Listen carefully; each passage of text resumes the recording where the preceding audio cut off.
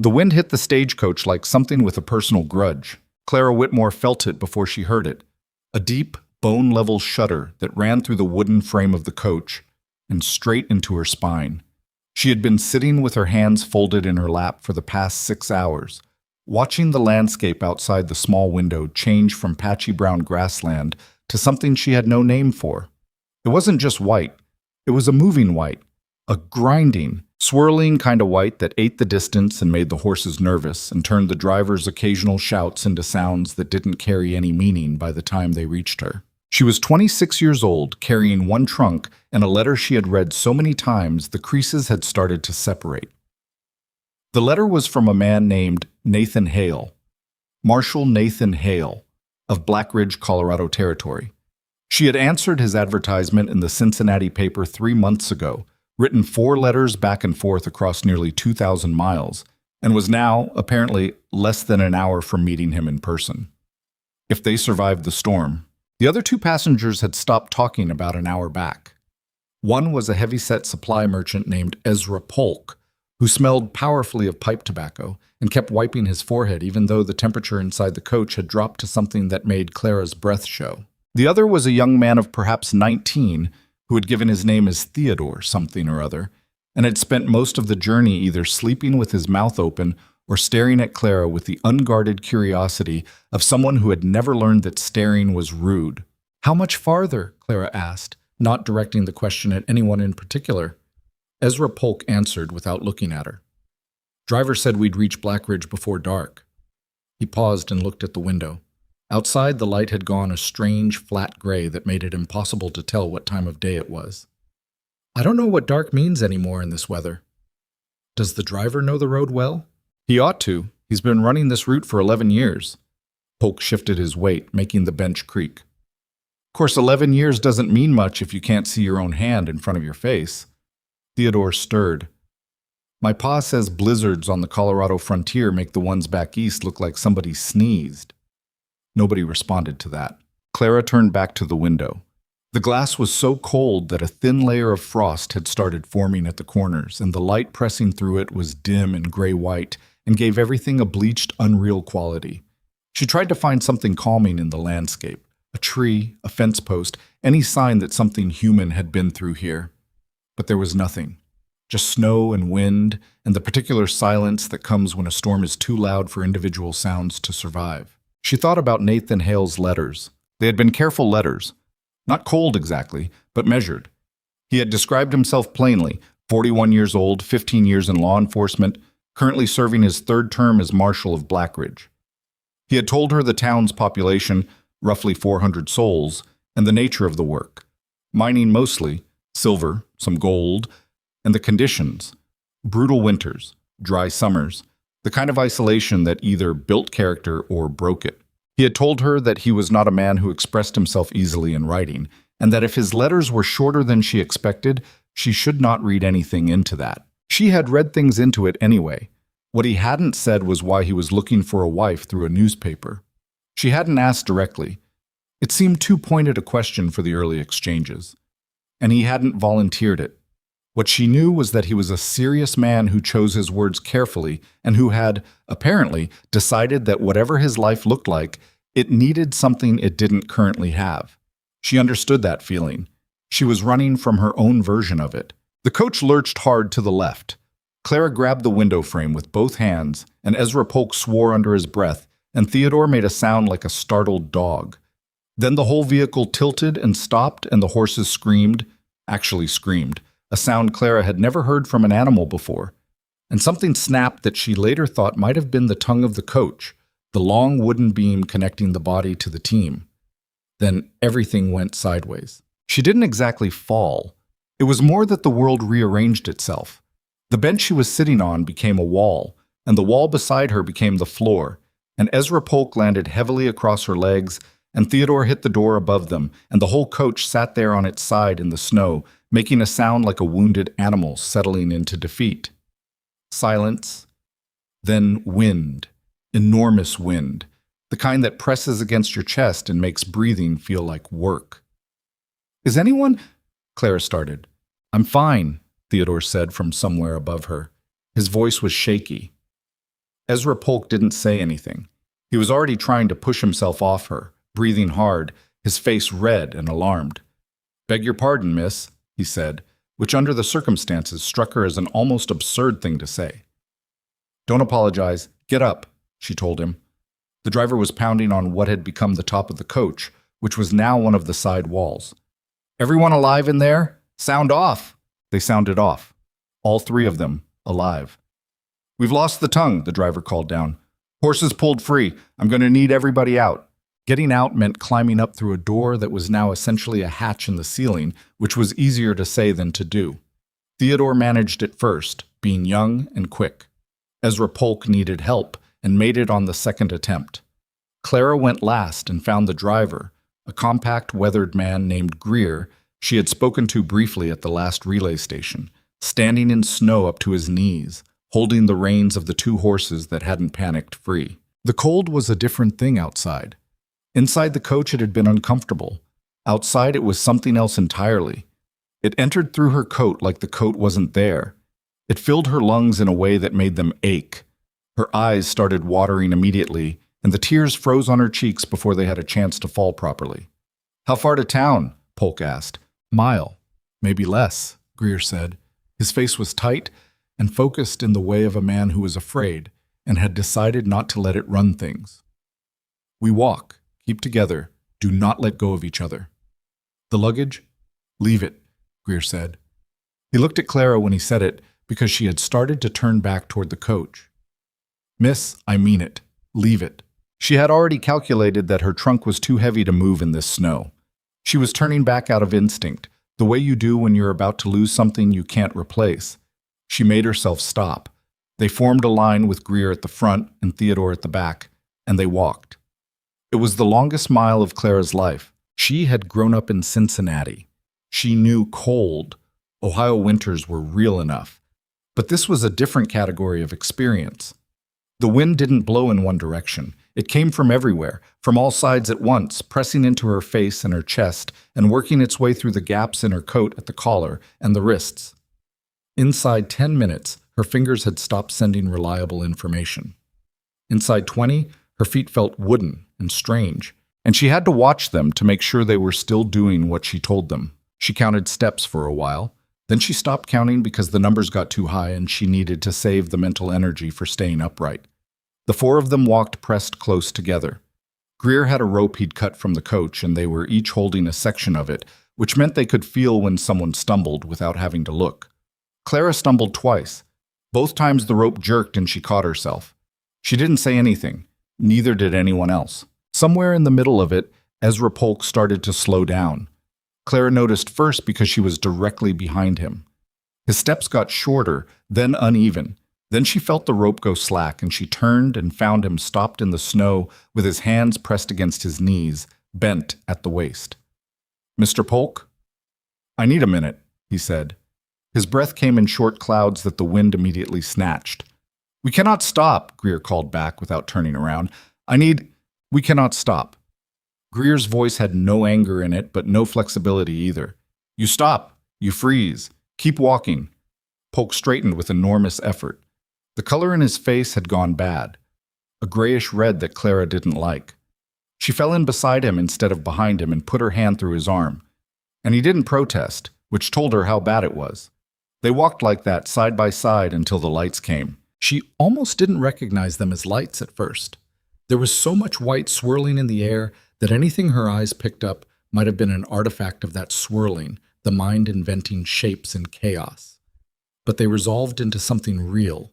Dim, yellowish rectangles that meant windows, which meant walls, which meant a building, which meant Blackridge. Greer shouted something that the wind tore apart, but the shape of it was relief.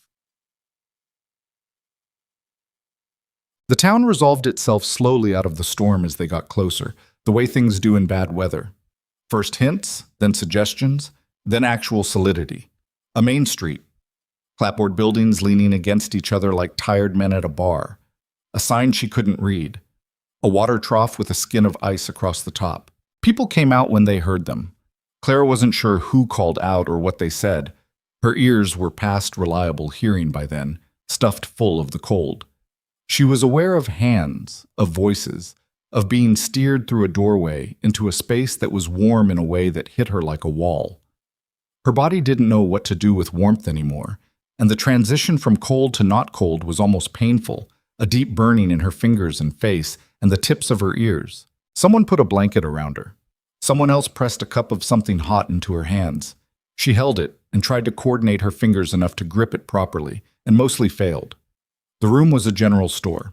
She registered that slowly. Shelves of goods, a potbelly stove that was working hard and glowing red at the belly, barrels, crates.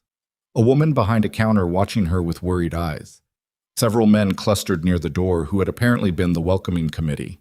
And then, standing slightly apart from the others, near the stove but not crowding it, a man who wasn't doing anything in particular except watching her. He was taller than she expected. Nathan Hale's letters had not mentioned height, and she realized now that in her imagination she had given him average dimensions, some generic frontier lawman shape. He was taller than that, 6 feet, maybe a little more, with the kind of build that comes from work rather than intention, broad in the shoulders, his hands large and rough-looking even from across the room. He had dark hair going gray at the temples, a face that wasn't handsome in any simple way but had a quality she couldn't immediately name. Something about the set of his jaw and the directness of his eyes that gave the impression of a man who had decided long ago to look at things straight. He wore a badge on his coat. Marshall, it would say, though she couldn't read it at this distance. He crossed the room toward her. Not fast, not slow. Like a man who had somewhere to be and was going there. "Miss Whitmore," he said. His voice was lower than she'd imagined, though she couldn't have said why she'd imagined it differently. "Yes," she said. Her own voice came out smaller than she intended, scratchier, all the cold and the walking still in it. He stopped about 3 feet from her. He looked at her face, not scanning, not assessing, just looking, the way you look at something you've been wondering about for a long time and are now actually seeing. Up close, his eyes were dark brown, and there were lines around them that hadn't come from laughing. "You're half frozen," he said. "I'm aware of that." Something shifted in his expression. It wasn't a smile exactly, more like the consideration of one. "Are you hurt?" "I don't think so. The coach tipped over. Mr. Polk behind me may need a doctor." He looked over her shoulder at Polk, who had been guided to a chair and was now sitting in it, looking like a man who had aged 10 years in the last hour. Nathan, she thought of him as Nathan, though she hadn't said his name out loud yet, turned back to her. "Doc Ambrose is 2 doors down. I'll send someone." He looked at her again. "You should sit." "I'm standing fine. You've been walking through a blizzard for—" He looked at Greer, who was talking to 2 other men near the door. "How long were you out there?" "Close to an hour," Greer said without looking over. Nathan looked back at her. "You should sit," he said again. Not an argument, just the same statement, patient. She sat. The doctor came and saw to Polk, who turned out to have bruised ribs from the fall and the beginnings of something the doctor called cold exhaustion, which was apparently a real condition and not just the body's complaint. Theodore, being 19 and apparently made of something more resilient than ordinary flesh, was fine. Clara was told she had mild frostbite on 3 fingers of her left hand and was given specific instructions about warming them that involved not rubbing, which was the opposite of what she wanted to do. For the next 2 hours, the general store was busy in the way that frontier towns get busy when something has happened. People coming in to hear the story, people offering things, a rotation of curious and concerned faces. The woman behind the counter, who introduced herself as Margaret Avery and owned the store with her husband, produced soup that Clara ate with hands that still weren't fully reliable. Soup had never tasted like anything particular to Clara before. This soup tasted like survival. Nathan Hale sat down across from her when things quieted, about 90 minutes in. He had a cup of coffee he didn't appear to be drinking. He set it on the counter and put his hands around it and looked at her, and for a moment neither of them said anything. "I owe you an apology," he said finally. "For what?" The relay station at Glenwood was supposed to hold coaches if the weather looked bad enough. Greer should have waited. He paused. "I sent a message 3 days ago when the storm started moving in. I don't know if it arrived." "Are you saying the crash was your fault?" "I'm saying I'm responsible for what happens in my jurisdiction, and you were in it." She considered that. It was a strange thing to say. Both too much responsibility and exactly the right amount depending on how you looked at it. The message didn't arrive, she said. Or if it did, no one mentioned it to me. He nodded once, like he'd expected that answer. Your luggage, he said. My trunk. Still out there in the snow, I assume. I'll send 2 men out at first light. If the storm breaks, they'll find it. And if it doesn't break, then you'll be here another day before we can look. Clara thought about the trunk. Inside it was everything she had thought worth bringing from her old life. Some clothes, some books, a set of kitchen tools that had belonged to her mother, the small things that give a space the quality of home. If it was buried under 2 feet of snow by morning, most of it would survive, she hoped. Thank you, she said. He looked at his coffee. This isn't what I pictured, he said. Me half frozen in a general store? Any of it. He looked up. My letters. I tried to describe things honestly. I don't know if I did a good job of it. You did, she said. You were very plain about the conditions. Plain doesn't always get it across. He turned the coffee cup slightly on the counter without lifting it. Colorado winters are different in person. Most people who come out here from the east underestimate them. I'm from Cincinnati. I know. Ohio winters aren't... He stopped. Aren't what? He looked slightly uncomfortable, which was interesting on a face that appeared to specialize in not showing things. I was going to say they're not preparation for this, but you don't need me to tell you that. You just walked a mile in a blizzard.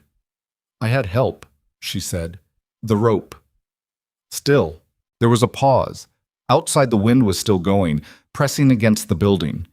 Inside the stove was red, and the soup sat in her stomach like ballast, and the frostbitten fingers of her left hand were doing something complicated and painful that the doctor had told her was a good sign. Your letter said you'd been in Black Ridge for 6 years, she said. Correct. And before that? Various places. He didn't expand on that. You mentioned being in Kansas before Colorado. Wichita.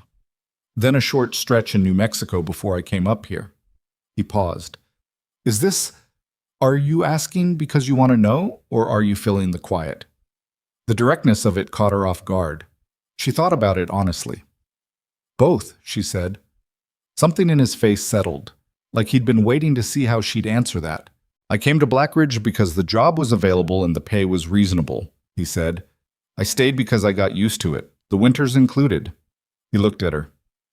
Why Cincinnati? The advertisement ran in 3 papers. You could have answered one closer to home. I didn't want closer to home. Why not? She held the mug in her sore hands and looked at the counter between them. Because closer to home meant everything I was trying to leave behind would still be visible. He didn't ask her to explain, he just let that sit where she'd put it. We should probably talk about the arrangement, she said after a moment. We should. Your letter mentioned Reverend Cole. He's available when the weather breaks. Tomorrow, the day after. He paused. Unless you've changed your mind. Have you? No, he said. No hesitation.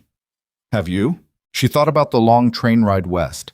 She thought about the coach ride through increasingly empty landscape. She thought about her last week in Cincinnati, the particular quality of that city's silence toward her, which was worse than any noise it had made. She thought about walking a mile in a blizzard with her hand in a merchant's arm, about the feeling when the lights finally showed through the snow. No, she said. He nodded. There was no relief in it exactly, just acceptance. Mrs. Avery has a back room, he said. You can sleep there tonight. I'll get the stove going at my place so it's warm by morning. Where is your house? Far end of the main street, 2-story. There's a sign on the marshal's office next door. He paused. It's not large, 2 bedrooms upstairs, main room and kitchen below. I cleaned it last week. The fact that he'd cleaned it, that he'd prepared for her arrival in that particular practical way, did something unexpected to her chest. She covered it by taking another sip of soup. That's fine, she said. She slept in Mrs. Avery's back room on a cot that was narrow, but had enough blankets and the wonderful quality of being horizontal. She slept hard and woke confused in the darkness, listening to the wind which had dropped from its howling pitch to something lower and steadier, like the storm was settling in for the long work of burying everything. She lay there and thought about what she was doing. She had not lied to Nathan Hale exactly, but she had given him a partial picture. Her letters had described her as a school teacher, which she had been for 4 years.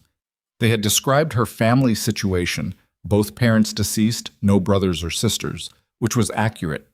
They had not described the specific nature of what she was leaving behind in Cincinnati, which was a situation that she judged too complicated to put in a letter to a stranger and too private to volunteer even now. What she'd left behind was a misunderstanding that had become a reputation that had become something she could no longer live inside of. It had involved a man. Of course it had. And the loss of a position she'd worked hard for, and the kind of social machinery that small cities run particularly well, the invisible gears that grind someone down over months until the grinding feels like their natural condition. She wasn't a ruined woman. She was clear on that, in her own mind, whatever anyone in Cincinnati thought.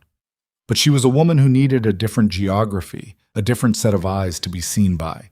That was as simple and as complicated as it was. She thought about Nathan Hale's face in the general store, the way he'd looked at her, not checking her over, not calculating, just looking, like she was a person he was going to have to understand, and he was starting the project now.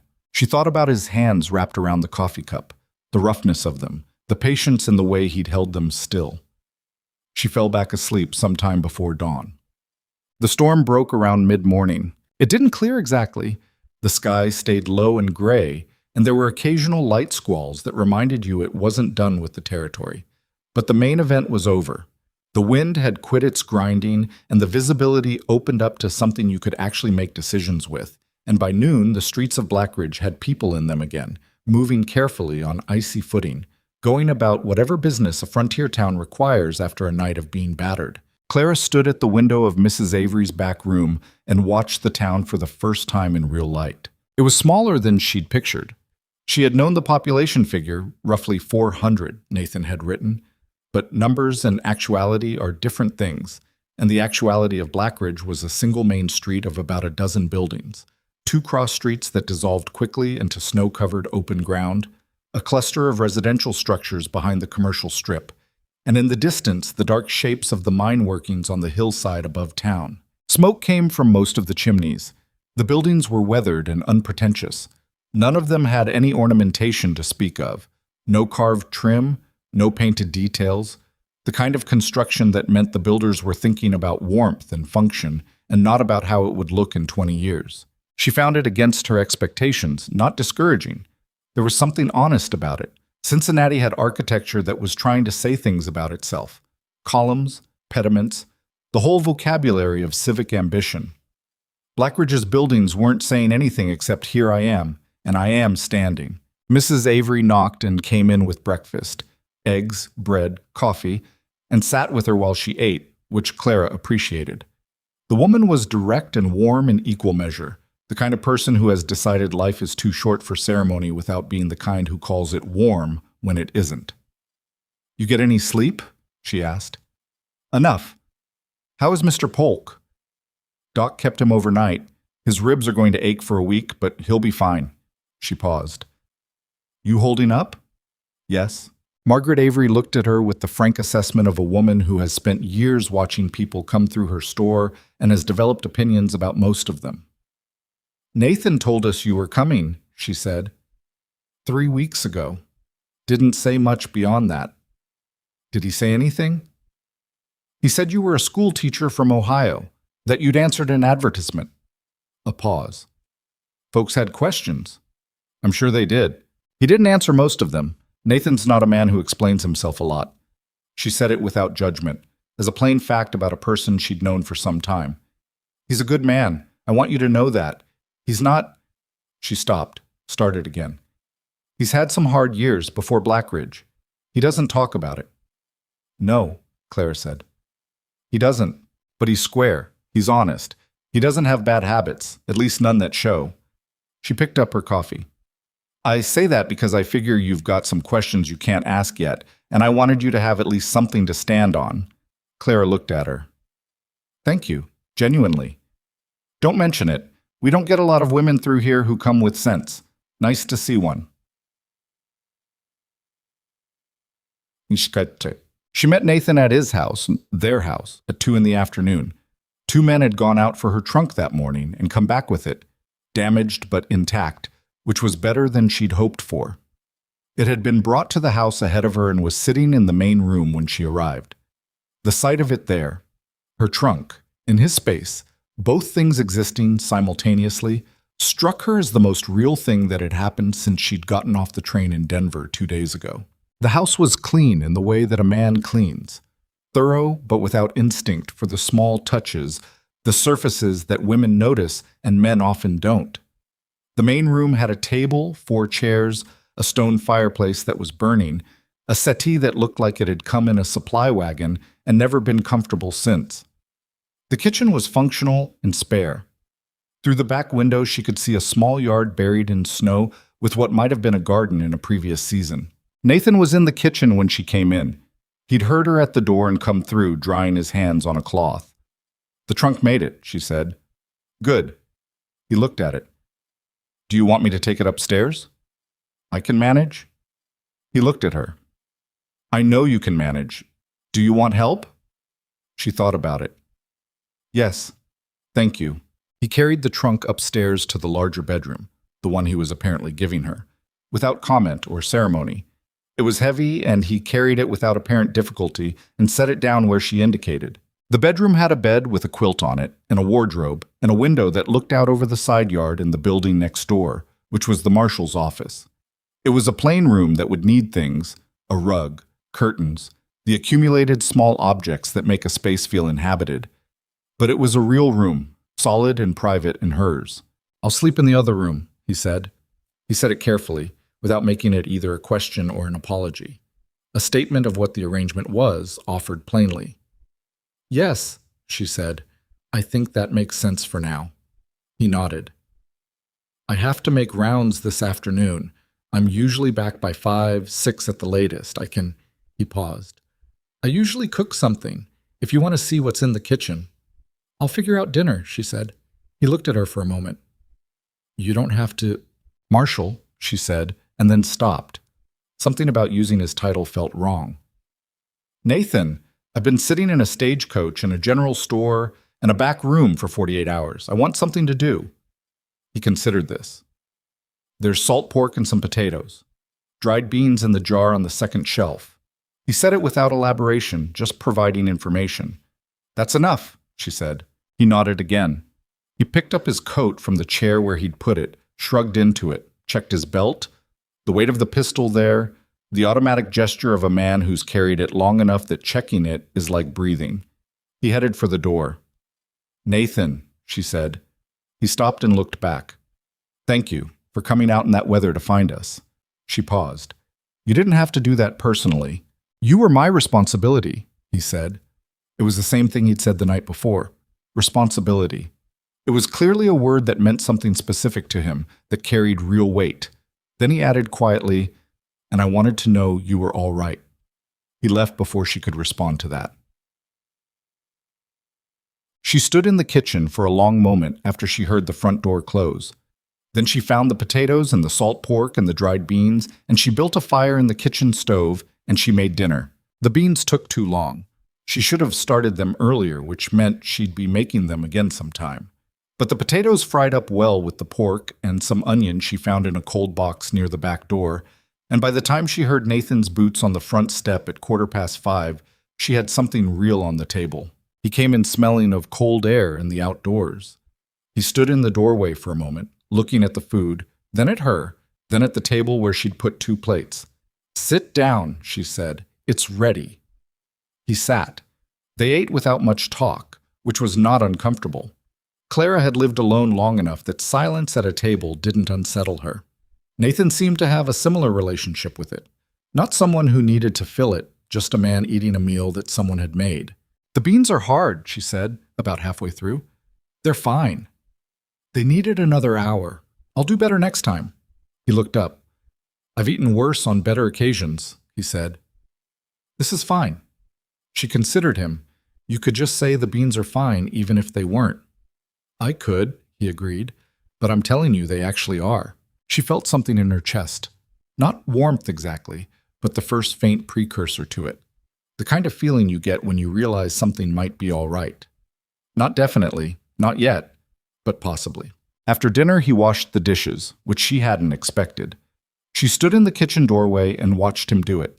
Methodical, efficient, the same patient quality he brought to everything. And she thought about what Margaret Avery had said. He's had some hard years. He doesn't talk about it. Neither does she thought. That might be a thing they have in common. Reverend Cole, she said. He turned his head without stopping what he was doing. Yes. You said tomorrow or the day after, depending on weather. Weather looks better tomorrow. Then tomorrow, she said. He set down the dish he was drying, turned around, looked at her across the small kitchen with the stove between them, still giving off heat. You're sure, he said. She thought about a mile of blizzard. She thought about the lights coming through the snow. She thought about being 26 years old in Cincinnati, with a reputation that wasn't hers, and a future that had narrowed itself to the width of a newspaper advertisement. I'm sure, she said. Are you? He held her look. Yes, he said. Outside, the wind had dropped to something that was almost nothing. Through the kitchen window, Clara could see the street beyond the marshal's office, the last of the day's light going blue in the snow, a single lantern burning at the far end of the block. Neither of them moved for a moment. Then Nathan turned back to the dishes, and Clara went to check that the stove in the main room would hold through the night, and Blackridge settled into its cold, dark quiet around them. Two strangers in a house in a storm-beaten frontier town at the edge of everything, with a marriage arranged for tomorrow and nothing about the future guaranteed. But they were both still here. They had both independently chosen this. That was not nothing. That was, in fact, the beginning. The wedding took 11 minutes. Clara had not expected it to be long. She'd known from the start that a frontier marriage ceremony conducted in a marshal's office in the middle of January was not going to look like the wedding she'd attended back in Cincinnati. The ones with flowers brought in from somewhere and women crying into handkerchiefs and the whole community assembled to witness. This was different by nature. Reverend Cole was a thin, serious man of perhaps 60 who had clearly performed marriages in worse conditions than this one, and he went through the words with the care of someone who believed in them without the theatricality of someone who needed an audience. Nathan stood beside her in the office with his coat on because it was cold, even with the stove going, and he said his words in the same measured way he said everything else, and Clara said hers. And there was a moment when Cole said the part about the ring, where Nathan reached into his coat pocket and produced a plain silver band that Clara had not expected. It was simple, nothing decorative, no engraving she could see, and he put it on her finger without ceremony, but not without attention, looking at her hand while he did it, making sure it went on straight. That was my mother's, he said, after Cole had closed his book. She looked at it on her hand. You should have told me. I wanted you to have it, he said. He said it simply, without preamble, and then turned to sign the document Cole had prepared, which meant she couldn't see his face. Cole witnessed their signatures, shook Nathan's hand and gave Clara a brief, kind nod, and was gone inside 3 minutes of the ceremony ending. The door closed behind him, and they were alone in the office with the stove and the stack of papers on Nathan's desk and the single window that looked out onto the main street, where Blackridge was going about its Monday morning. Clara looked at the ring again. Your mother, she said. She died when I was 19. He was organizing something on his desk, not making a production of it. She'd want it used. There was a quality to that sentence, the certainty of it, she'd want it used, that told Clara something. That his mother had been a practical woman, that Nathan had thought about this enough to know what she'd want, that this ring had been sitting somewhere for a long time. She didn't ask how long. She filed it away, the way you file things when you understand you're at the beginning of learning a person and not near the end. Thank you, she said. He looked up from the desk. For the ring? For all of it. She gestured imprecisely, meaning the house and the cleaned kitchen and the 2 men sent out in the cold to retrieve her trunk. You didn't have to put in the effort you did. He looked at her for a moment with an expression that was difficult to read. Not quite discomfort, not quite something warmer, somewhere between the two. I signed my name to a letter, he said. I told you to come. That means something. She settled into Blackridge the way a river settles into a new channel. Not without resistance, not without occasional backflow, but with a persistence that eventually makes its own shape in the ground. The first weeks were an education in cold. Ohio had winters. She had not been lying about that. But Colorado at altitude in January was a different calculation, and she had to learn it practically. How many layers, how long she could be outside before her hands needed to come in, how to bank a fire so it lasted through the night without burning itself out by 2 in the morning, how to read the sky for the particular flat gray color that meant another storm was coming, versus the pale white that just meant it was winter and the sun was working hard. She made mistakes. She let the kitchen stove go out twice in the first week by misjudging the wood, and once she went out to the small garden shed in the backyard without her heaviest coat because she'd thought she'd only be a minute and lost the feeling in her left hand for the better part of an hour afterward. Nathan didn't make her feel foolish about any of it. He showed her things, the right wood for overnight banking, how to check the chimney draw, with the patient efficiency of someone demonstrating a process, not correcting a failure. He was harder to read than she'd expected. His letters had been measured and careful, and in person he was also those things. But there were layers underneath that she hadn't anticipated. He was observant in a way that occasionally unnerved her. She would catch him watching her when she was doing something ordinary, cooking or reading or mending something, and when she looked up, he'd already moved his eyes somewhere else, unhurried, like he hadn't been watching at all. She didn't know what to do with it. It didn't feel predatory or unsettling in that way. It felt more like he was paying attention, which was its own kind of thing. He had a habit of going quiet at dinner sometimes, not every night, but occasionally he'd come in from his rounds with something on him, a weight she couldn't see but could feel, and he'd eat without talking, and she'd let him. She learned not to interpret the silence as a problem. It was just what he did when something was sitting on him, the same way some people paced or some people talked too much. Nathan went quiet.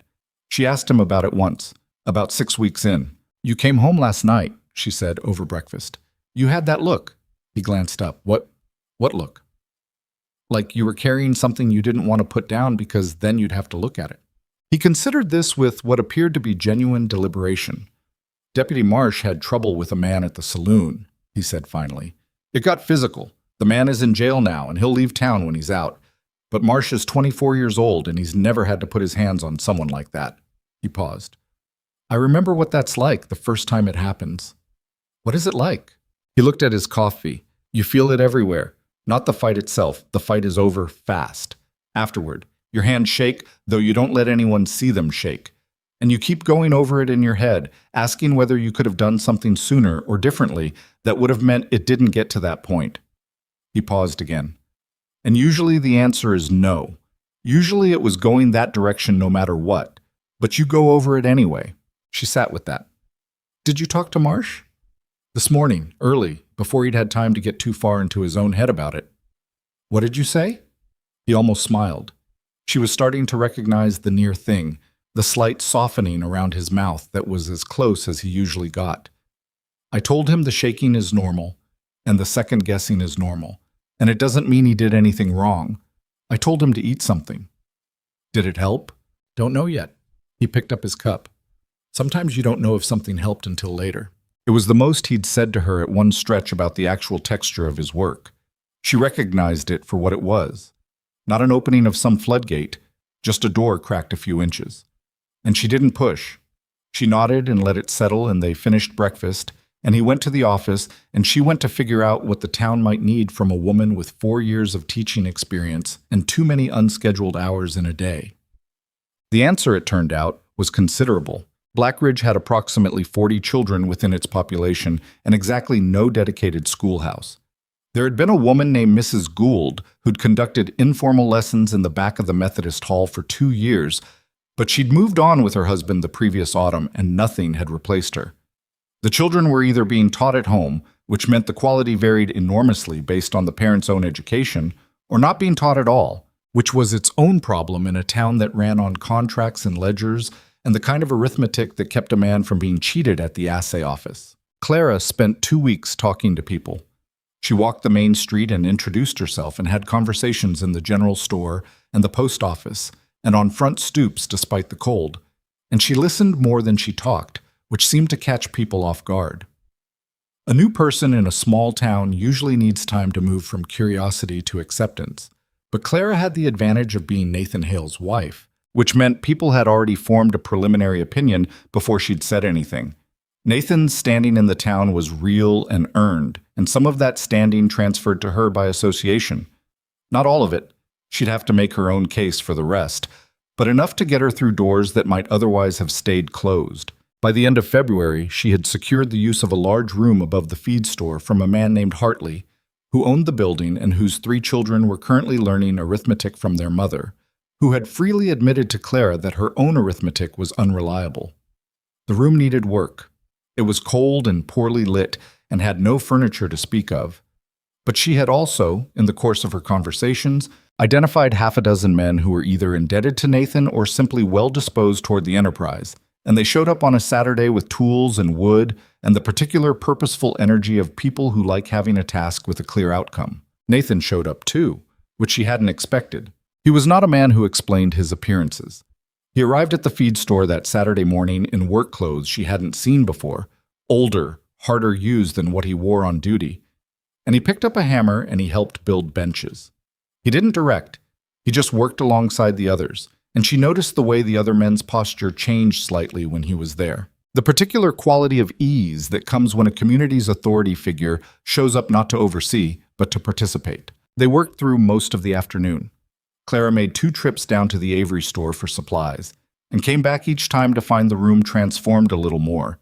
Benches taking shape, a small stove installed in the corner, someone's wife who'd heard about the project appearing with curtains she'd apparently had sitting unused.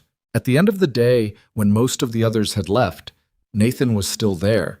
He was checking the stove draw, making sure the flue was seated right, doing the last practical task with the same attention he brought to everything. "You didn't have to come," she said. "I know. You have enough to do." "Clara?" He looked at her. "I wanted to. That's the whole of it." She stood in the middle of the half-finished schoolroom, one window still unglazed, covered temporarily with oilcloth, the benches rough but solid, the smell of fresh-cut pine strong in the cold air.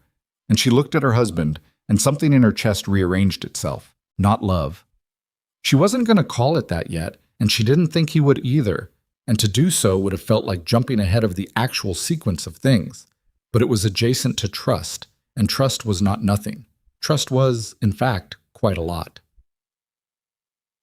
March came in worse than February, which no one had told her was possible, but which everyone in Blackridge seemed to accept as simply what March did. There were 3 significant storms in the first 2 weeks, the kind that locked the town in and kept everyone either home or very close to home. And the supply wagons from Denver stopped running, and the prices at the general store climbed in the quiet, non-negotiable way that shortages produce. And then the miners started stealing. The silver mines above town had been having a bad season.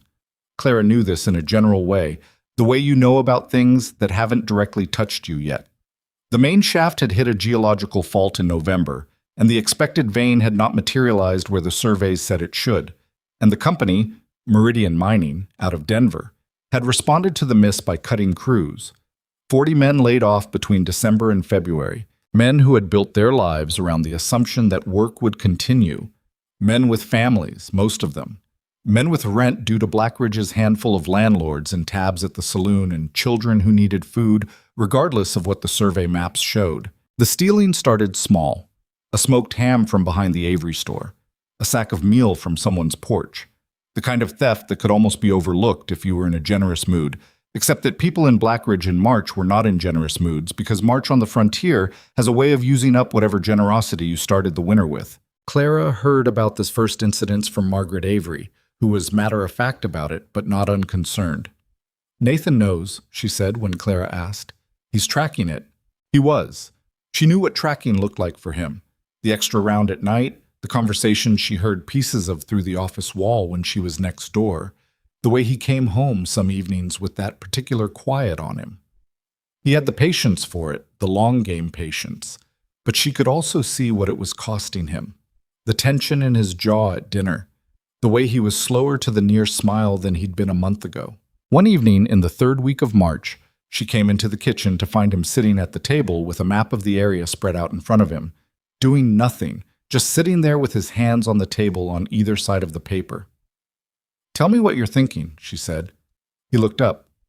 "About what?" "The miners." A pause. "I'm thinking I don't have good options," he said. She sat down across from him. Explain them to me. He looked at her for a moment, deciding something. Then, the ones who are stealing, I know who most of them are. They're not hard men. They're men who have run out of other things to do. If I arrest them, I fill up my jail with people whose real problem isn't that they're criminals. It's that they have no money and no work in the worst month of the year. He looked at the map. If I don't arrest them, the stealing escalates. People get angry. Someone takes matters into their own hands. And then I have a different kind of problem. What do the mine owners say? Meridian's regional man came through last week. He paused, choosing words. He was not interested in the human dimension of the situation, meaning he wants arrests, meaning he wants the problem to look like it's being handled. His jaw tightened slightly, which is not the same thing. Clara sat with that for a moment. She was looking at the map too, at the marks on it, the town, the mine workings, the supply roads coming in from Denver. What do the men need, she said. Actually need, not what they're doing, what they need. Work, Nathan said. Money, the same things everyone needs. Is there work? Not in the mines? Other work? He frowned. What kind of work? She thought about the schoolroom above the feed store, which was almost finished but not quite. She thought about the streets, which were a mess after the storms. She thought about the water drainage problem on the north end of town that 3 different people had complained about to her in the past month. She thought about the town's single well, which was old and everyone knew it, but nobody had gotten around to doing anything about. Blackridge has things that need doing, she said slowly, that it can't get done because there's no one available to do them, and it has men with no money and no work. She looked at him. That seems like a problem that could solve itself if someone organized it. He stared at her. I'm not saying it's simple, she said. I know money has to come from somewhere and the town doesn't have unlimited funds, and I don't know the finances well enough to say where it comes from. But the labor side of it, she leaned forward. The streets need clearing properly. That's a job. The drainage problem on the north end needs excavating before the spring melt makes it worse. That's a job. There's a fence around the school lot that's about to fall over. That's a job. None of those things are complicated. They just need men, Nathan said. Men and organization. He was quiet for a long moment. She could see him working through it, not the enthusiasm of someone grabbing onto an idea, but the careful turning of a man who had been burned before by plans that looked good on a table and fell apart on contact with reality. The town council, he said finally. Hartley, Emmons, Birch. They'd have to approve any spending. Would they? Hartley might. Emmons is cautious. He was quiet again. Birch would want to know who benefits. Everyone benefits, Clara said. The streets get cleared, the drainage gets fixed, the men get paid. The stealing stops. She paused. The mine owners don't have to deal with a jail full of men who are going to be angrier when they come out than when they went in. He looked at her. It was the careful look she'd gotten used to, the one that was actually paying attention to everything, not just what she was saying. This is your idea, he said. It's an idea, she said. You know these people. You know whether it could work. I know whether it could be sold, he said. Whether it works is another question. He rubbed the back of his neck. A gesture she'd seen before, the one that meant he was about to do something he wasn't entirely certain of. The council meets Thursday. Then Thursday, she said. He looked at the map again, then at her. You'd come to speak to it? She hadn't expected that. You want me there? You thought of it, he said. I can present a plan better when I understand it completely, and I understand it better when you explain it. There was something in that, in the directness of it, the absence of any pretense that this was his idea that he was generously consulting her on, that she felt in her chest. A small thing, but solid. Thursday, she said again. Yes. The council meeting was held in the back room of Hartley's feed store, which was also the room above which Clara's school was taking shape. 5 men sat around a table. Hartley, who was heavy-set and canny with a good sense of practical outcomes. Emmons, who ran the land office and had the specific wariness of a man who has seen too many plans fail. Birch, who owned the largest of the saloons and had a quality of calculation about him that Clara had noticed the first time she'd met him, and two others she knew by name, but less well, Morgan and Stills, who between them represented the residential property owners and the general small business class of the town. Nathan presented it. He was efficient and clear, no flourishes, just the shape of the problem and the proposed solution and the anticipated cost. When he got to the cost, he looked at Clara, and she laid out the numbers she'd worked through. She'd spent 2 days on them, which Nathan knew because he'd watched her do it at the kitchen table every night that week, and she walked them through the arithmetic of it. What it would cost to pay 12 men for 4 weeks of organized work on the town's infrastructure versus what it would cost in disruption and lost business if the current situation escalated. Emmons pushed back. He did it politely but firmly, the way a man does when he's not opposed to an idea but needs to demonstrate that he hasn't just accepted it. He had questions about oversight, about who managed the work, about what happened after the 4 weeks when the money ran out and the men were still there. Clara answered him. Nathan let her, which she was aware of. He could have redirected, could have managed the conversation back to himself, but he didn't. He sat at one end of the table and let her handle Emmons' questions with the patient exactness she'd brought to 4 years of explaining long division to 9-year-olds who didn't want to learn it. Birch was harder. He wasn't hostile exactly, but he had a merchant's instinct for who was getting what from any transaction, and he had worked out that he was being asked to contribute town funds to solve a problem that was, from a certain angle, good for his business, since desperate men drink and a jail keeps them from drinking. What's to stop them from taking the wages and spending everything at the saloon and being in the same position in 5 weeks? He said. Nothing stops it completely, Nathan said, but men who are working are in a different state of mind than men who aren't. Are they? In my experience, yes. Nathan's voice was even. A man with a job gets up in the morning with a purpose. A man without one gets up with time to fill. Birch considered this. He looked at Clara in the particular way some men look at women who have spoken in a room where they weren't expected to speak. Not unkind, but assessing whether the intelligence they've just heard came from where they thought it came from. Your wife's idea? He said to Nathan. She brought it to me, Nathan said. I thought it had merit. I thought it had merit as well, Clara said, pleasantly, but without stepping back. Or I wouldn't have brought it. There was a brief silence. Then Hartley made a sound in his throat that might have been a laugh, and the quality in the room shifted. Not dramatically, just enough. They voted. 3-2, with Emmons and Birch as the two, which Nathan told her afterward was the best possible outcome with those 2 men. The work started the following Monday. 11 men, not 12. One had left town between Thursday and Monday in a direction nobody tracked, showed up at the marshal's office at 7 in the morning, most of them looking like they expected to be told something had changed, that the offer had been withdrawn, that this was not actually happening.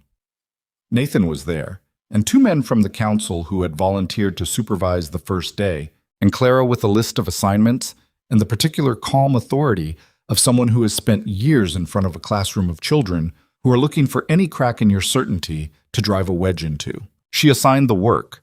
She'd organized it by skill and proximity. The strongest men to the drainage excavation, the ones with carpentry backgrounds to the school fence and 2 other structural jobs, the remaining men to street clearing.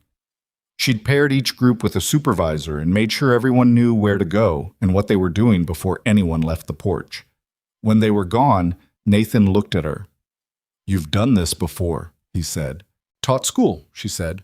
Same principle.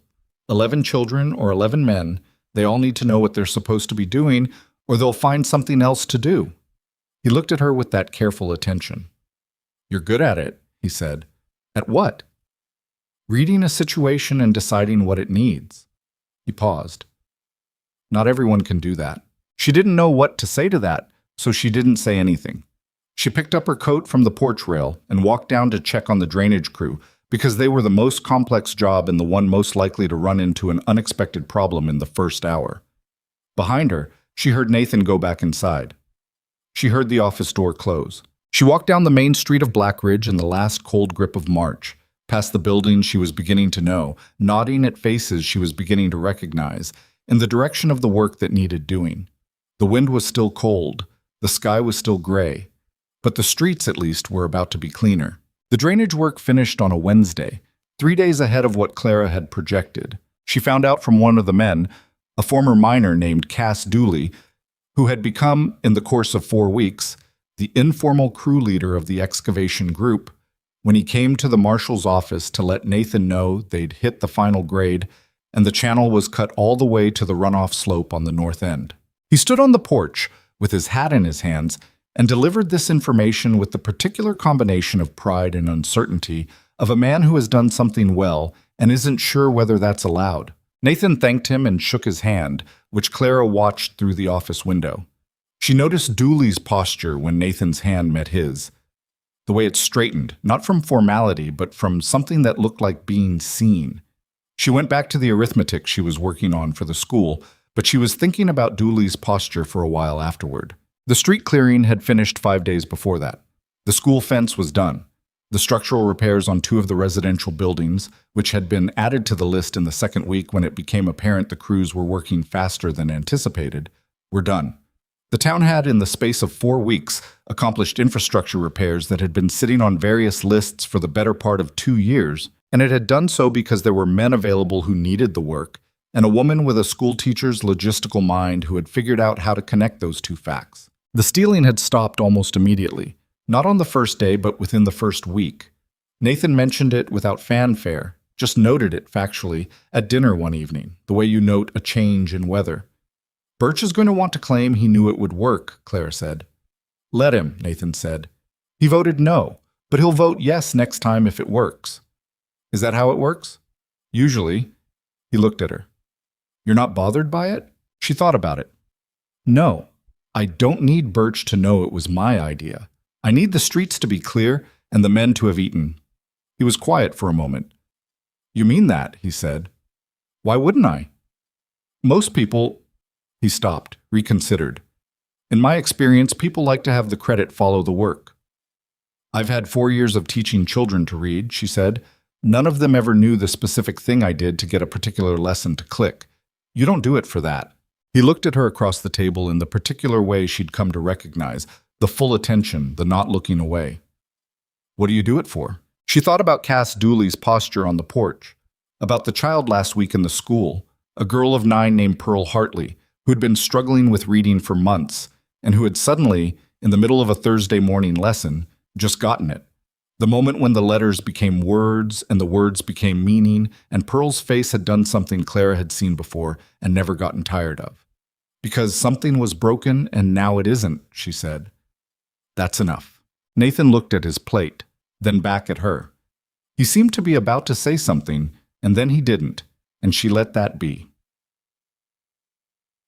Well, April arrived, and with it a loosening. Not warmth yet, not properly, but the particular quality of light that changes in early spring at altitude, a difference in the angle of it that makes the same cold landscape look like it might, eventually, become something else.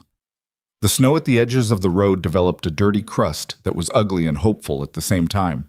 Mud appeared in patches. The horses in the livery stable got restless in the particular way horses do when they can smell a season changing before it arrives. Clara opened the school on the 7th of April. She had 14 students on the first day, ranging from 6 to 14 years old, which was a wider spread than she'd taught before. She'd had the 12-year-olds to the 15-year-olds in Cincinnati, a more manageable cohort. But Blackridge didn't have the luxury of age segregation, and she'd prepared for the range, organizing the curriculum in parallel tracks that meant the younger children were learning letters, while the older ones were working through arithmetic and basic composition. It was hard. The first week was genuinely hard in a way she hadn't been prepared for, despite her preparation. The schoolroom above the feed store was drafty, even with the stove going, and 3 of the 14 students had never sat in a formal lesson before in their lives, and were operating on a theory of classrooms as optional that required sustained correction, and the range of ability was broader than she'd anticipated, which meant she was essentially teaching 4 different lessons at once and routing between them. She came home after the first day with a headache that started somewhere behind her eyes, and went straight back and didn't quit until she'd been lying down for an hour. Nathan found her in the bedroom when he came in from his afternoon rounds, lying on her back with her forearm over her eyes, and he stopped in the doorway. Are you sick? No, tired. Should I? Come in, she said. You don't have to stand in the doorway. He came in and sat on the chair in the corner, the one she used to drape things over. He didn't say anything, which she appreciated. After a moment, she moved her arm off her face and looked at the ceiling. I forgot how much it takes out of you, she said. The first week, especially. Is it going to work? She considered the question seriously instead of reassuringly. Yes, she said, but not yet. Right now it's... She searched for the right word. Ragged. There's a boy named Tomas who, I think, hasn't eaten breakfast 2 of the last 3 days, and a girl who is smarter than everyone else in the room and bored because of it, and 2 brothers who spent most of the afternoon jabbing each other when they thought I wasn't looking. She paused. And the stovepipe rattles every time the wind picks up, which is every few minutes. I'll fix the stovepipe, he said. She looked at him. He'd said it in the same voice he said everything, matter of fact, like fixing a stovepipe was a completely obvious response to what she'd just described. The other things you mentioned, he said. The boy who isn't eating, what's his family situation? His father is one of the laid-off miners. I know they're struggling. Nathan nodded once. He was looking at a spot on the wall somewhere to the left of her, thinking. There's a woman on the south end, Vera Hutchins, who takes in washing. She was looking for someone to help her with deliveries in the morning. I can talk to Tomas's father. It's not much, but it's something. Clara sat up. You do that? I'd make a conversation happen, he said. Whether it goes anywhere depends on the people involved. She looked at him. This man she'd been married to for almost 4 months, who fixed stovepipes and made conversations happen and said, I can, when what most men would say is, that's not my concern. She thought about the week she'd arrived, the blizzard, the general store, how she had categorized him then as someone careful and measured and closed, how that had been right, and also incomplete in ways she was still discovering. Thank you, she said. You don't have to keep thanking me for things, he said. He didn't say it unkindly, just plainly. I know, she said. I want to. He looked at her. The afternoon light came in through the bedroom window at a low angle and caught the gray at his temples and the lines around his eyes, all the years in it. He opened his mouth, then closed it, then said, Get some rest before dinner. I'll start the stove. He stood and left the room. A minute later, she heard him in the kitchen, the particular sounds of a man who knows where things are and is moving among them without hesitation. She lay back down. The headache had loosened a little. Tomas started eating breakfast. Clara didn't ask how Nathan had arranged it, and Nathan didn't volunteer the details. But a week after their conversation, Tomas arrived at school on a Tuesday with color in his face and a piece of cornbread he was finishing when he came through the door. His attention in class that day was better. Not perfect. He was 8 years old, and perfect attention isn't in the repertoire, but better.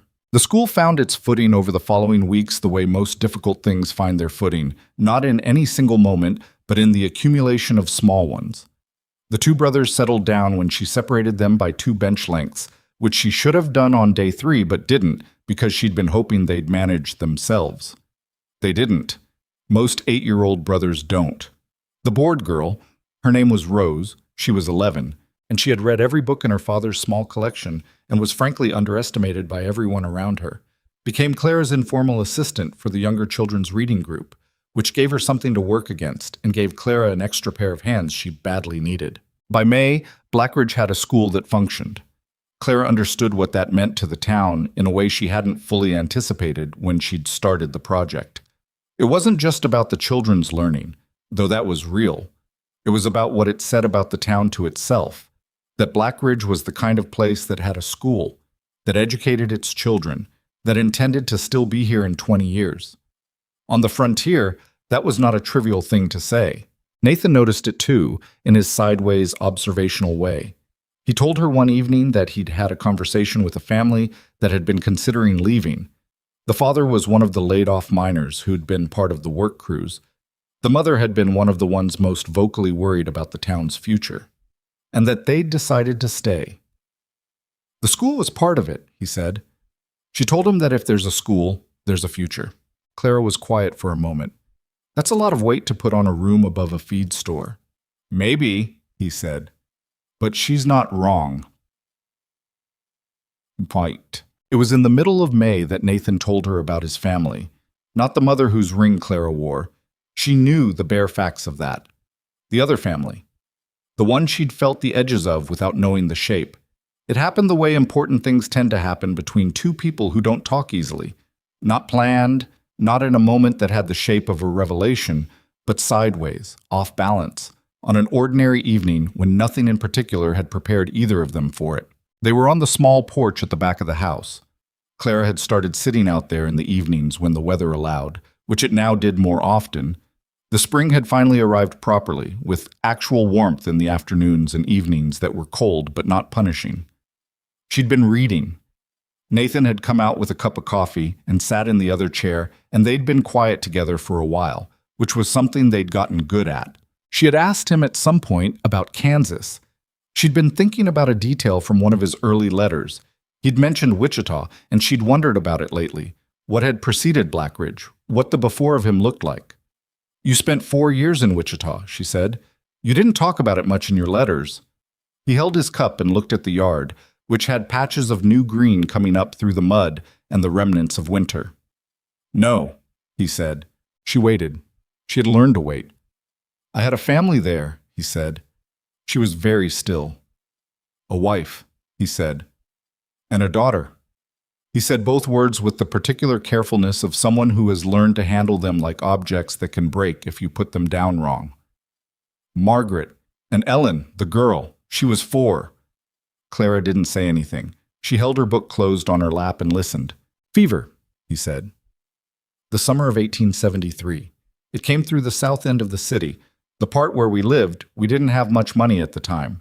Ellen went first, 4 days. He paused. Margaret held on for 10.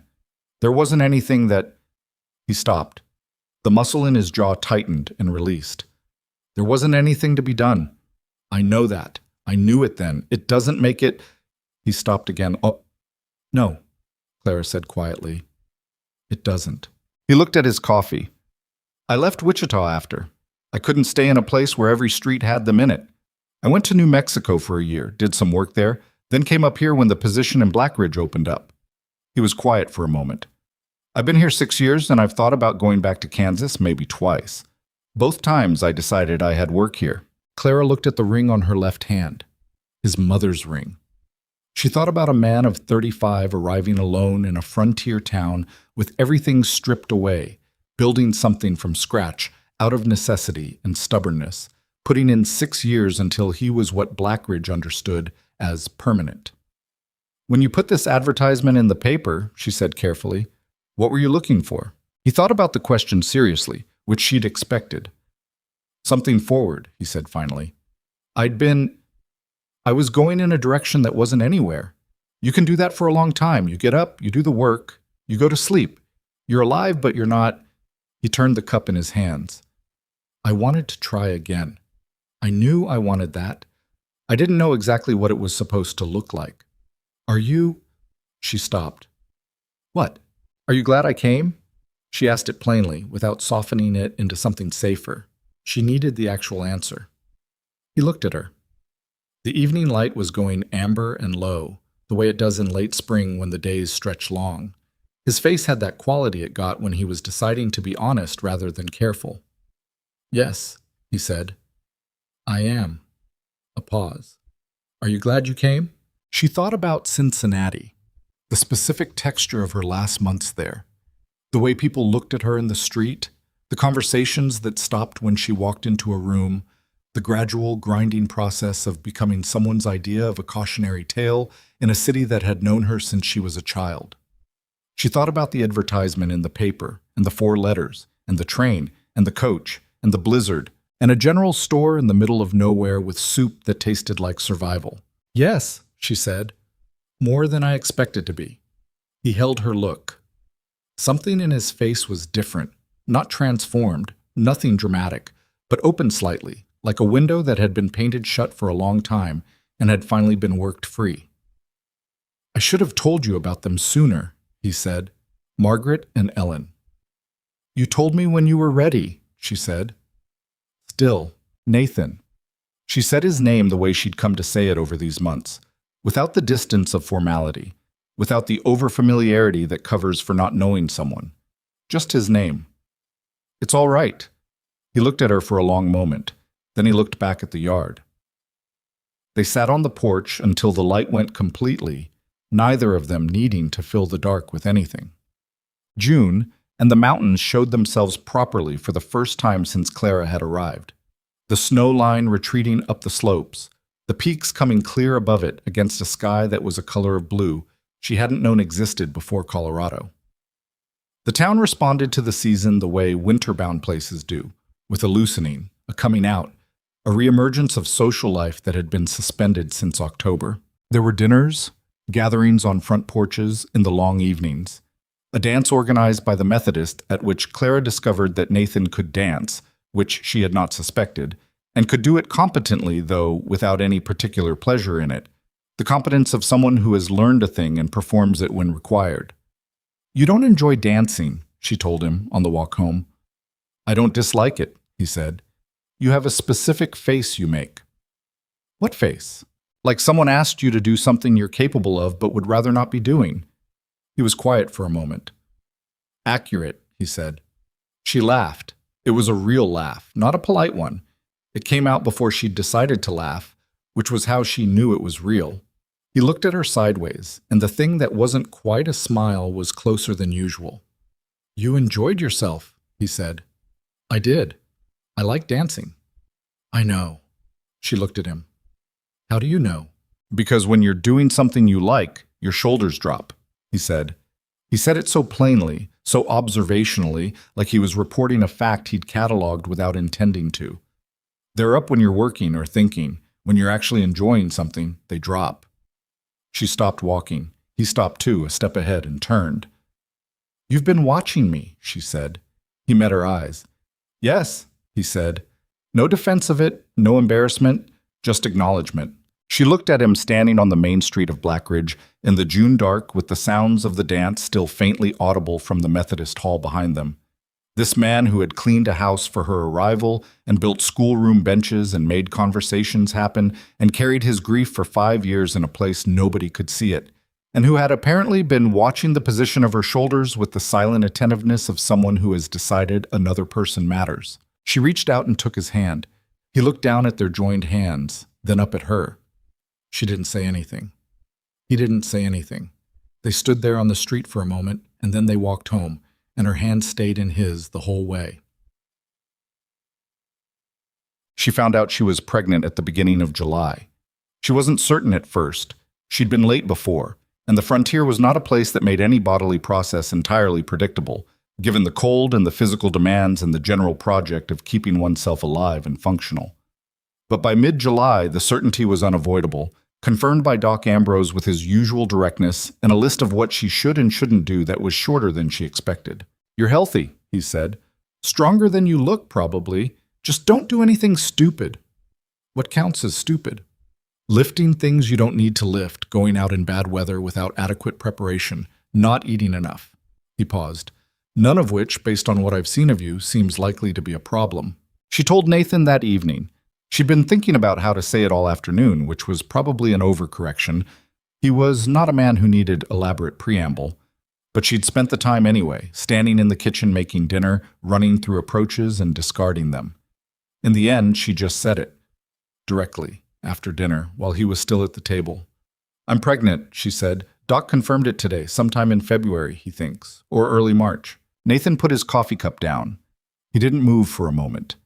He sat with his hands on the table and looked at them, and Clara watched his face and saw things move through it that he wasn't trying to control, which was unusual for him, which told her something about the size of what was moving.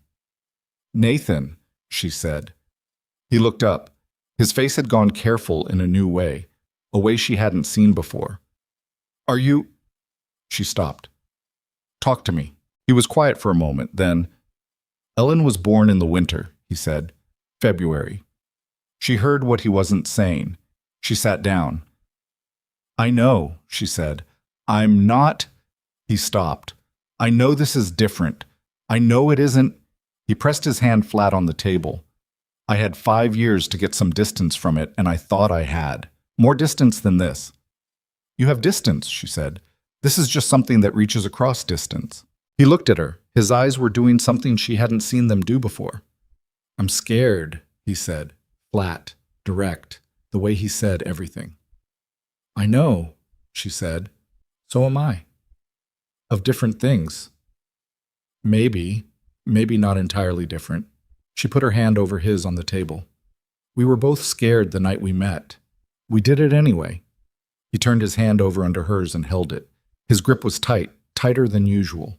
I'm not going to be easy about this, he said. I want you to know that. I'm going to be... He was looking for words, which was not something she often saw him struggle for. Difficult, probably. I'm going to worry. I know, she said. You're not going to be able to say something that makes me not worry. I know that too. He looked at her. You're not bothered by that. You worrying about me isn't something I'm bothered by, she said. It means you don't want to lose me. She paused. I don't want to lose you either. I want you to know that. Something crossed his face, large and complicated and real. Clara, he said. She held his hand and let him find whatever else he was going to say. Outside, the summer evening was still going. The long Colorado dusk, someone's horse going past on the street, the distant conversation of people on a porch somewhere, the ordinary sounds of a town that was alive, that had chosen to keep being alive, that was doing what frontier towns do when they get the chance, building something in the middle of nowhere on the strength of the decision to try. He didn't finish the sentence he'd started. He turned her hand in his and held it, and she sat with him in the kitchen they'd made together in the house they'd made together in the town. They were both, in their different ways, still making, and she thought that this was what it meant to not be alone. Not the absence of fear, not the absence of hard things, but having another person's hand to hold while the hard things arrived. Outside, the last of the evening light went warm against the kitchen window and held there for a long time before it went. Nathan was difficult about the pregnancy, exactly as he'd said he would be. He didn't hover. That wasn't his way, and she would have told him plainly if it had been. But there was a quality of watchfulness that was new, a second layer of attention underneath his already considerable attention, and she felt it the way you feel a change in air pressure, not visible, but present. He started coming home at midday when he could manage it, which he framed as needing to check something at the house, which was almost never true. He fixed things that didn't need fixing, rehung the kitchen door that had always had a slight drag, reinforced the back porch steps that were perfectly sound, because fixing things was how he managed what he couldn't otherwise put his hands on. She let him. She understood what it was. The summer passed in its long Colorado way, hot in the afternoons and cold enough at night that she was grateful for the quilts she'd added to the bed. Her body changed in the ways she'd expected from the women who'd talked to her about it, and also in ways nobody had mentioned. The specific exhaustion of the first 3 months, which wasn't tiredness exactly, but a heaviness that came from somewhere she couldn't locate, and the particular hunger of the second trimester that had nothing to do with appetite and everything to do with the strange project her body was undertaking without her conscious direction. She kept teaching through the summer. The school ran on a modified schedule when the heat was at its worst, early mornings and late afternoons with the middle of the day given over to heat and rest, and the enrollment had grown to 19 students by August, which meant she was teaching in a room designed for 12 and making do with the available space through a combination of practical ingenuity and the willingness of larger children to sit on the floor. Nathan noticed the crowding problem in late August when he came by the school at midday and found Clara teaching reading to 4 children who were sitting on windowsills because there was nowhere else. You need a larger space, he said. I'm aware of that, she said. How much larger? She looked at him. Don't start a project you can't finish. I'm not starting anything yet. I'm asking how much larger. She told him. He went away and came back 3 days later with a proposal he'd worked out with Hartley and a man named Corrigan who had arrived in town in June and turned out to have a background in construction. The school would expand into the adjacent space on the second floor, which was currently used for storage, which Hartley would vacate in exchange for a small reduction in his property tax that the town council would need to approve. The council approved it. Even Birch, who had gotten a child into the school by then and had developed, if not warmth toward the institution, at least a transactional appreciation for its existence. The expansion was done by October. She told Nathan once, in September, that he didn't have to be afraid. He looked at her with the expression he used when he thought she was missing something. "I know I don't have to be," he said. "That's not the same as not being." "I know," she said. She stopped. She'd been going to say something reassuring, and she caught herself because she understood by then that he didn't need reassurance. He needed honesty. "I'm not going to disappear," she said instead. "I'm going to do everything Doc Ambrose says, and I'm going to be sensible about it, and I'm going to make it through this the same way I made it through the blizzard and the rest of it. But I can't promise you there will be no hard moments, because I don't know that." He was quiet. "What I can tell you," she said, "is that I'm not going anywhere if I have any say in it, and I usually have some say in things." He looked at her. Something in his face shifted. Not releasing, not that, but acknowledging. Like a man who has decided to carry something and has simply adjusted the grip. "You do," he said. "Usually. So let that be enough," she said. "For right now." He reached out and put his hand on the side of her face, which was not a gesture he made often. His hand was rough and warm, and she leaned into it slightly without thinking. "All right," he said. The baby came in the last week of February. Not early, not late. Right in the window Doc Ambrose had predicted, which was almost the only thing about it that went according to any plan. The labor started on a Sunday evening when the temperature outside was somewhere well below reasonable, and the wind had come back in the way winter always saves one last serious effort for when you think it's done with you. Clara knew what was happening when it started, and she told Nathan with a matter-of-factness she did not entirely feel, and he went for Doc Ambrose and Margaret Avery, who had become, over the course of the year, the closest thing Clara had to a close woman friend in Blackridge, with a speed that was very controlled and very fast at the same time. It was long. That was the honest word for it. Doc Ambrose had warned her, had told her that first labors were variable and she should expect the possibility of a long night.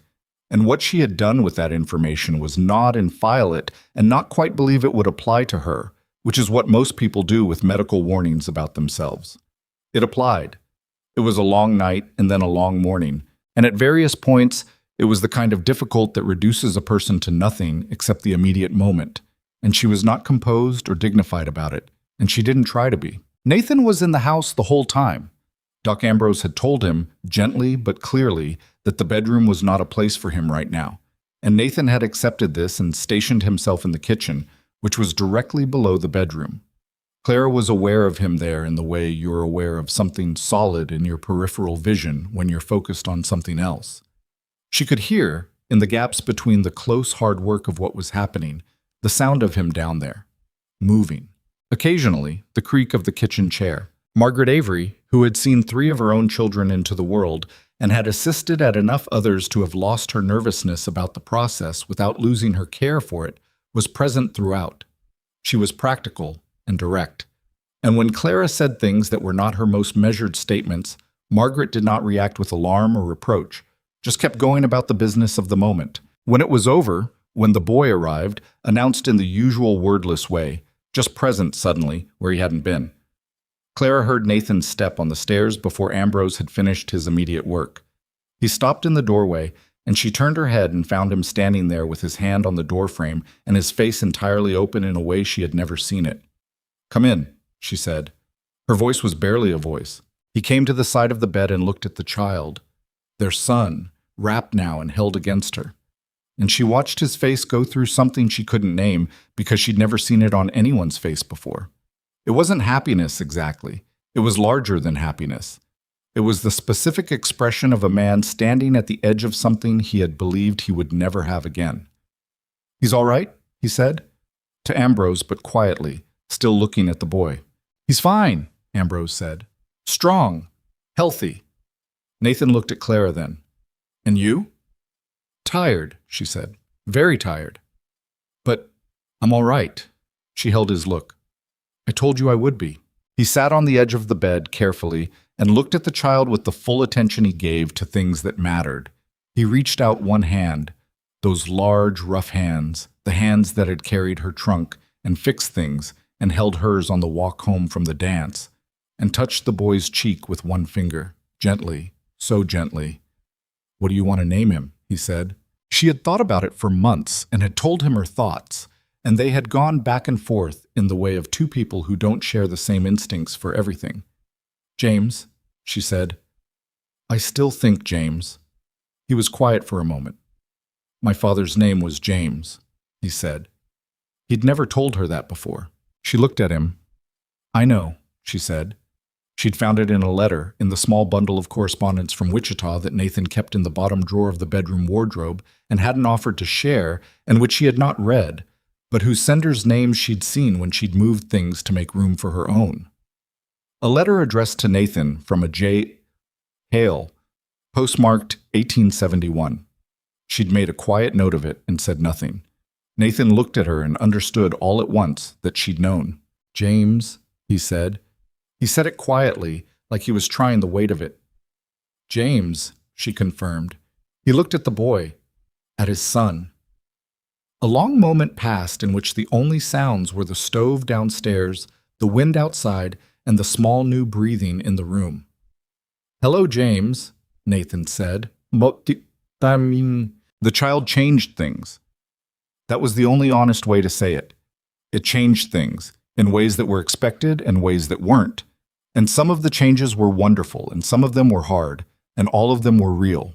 Nathan was different with the baby in ways he wouldn't have predicted for himself, and that Clara watched with a particular care. He was not the kind of man who cooed or performed delight. That was never going to be him. But he was thorough and patient with the child in the same way he was thorough and patient with everything, and James seemed to find this entirely satisfactory, which Clara thought was probably a good sign about the boy's temperament. By the time James was 3 months old and beginning to have opinions about the world, Nathan had worked out a specific way of holding him against his shoulder that settled the baby when nothing else did, and he deployed it without comment, at 2 in the morning the same way he deployed it at 2 in the afternoon, which was more than Clara could say for herself at 2 in the morning, when her patience for the whole enterprise was sometimes genuinely thin. "Take him," she said one night, surfacing from something that had almost been sleep to find James announcing his dissatisfaction at full volume. Nathan was already up. She wasn't sure if he'd been asleep before. "Go back to sleep," he said. "You've been up with him twice. Go back to sleep."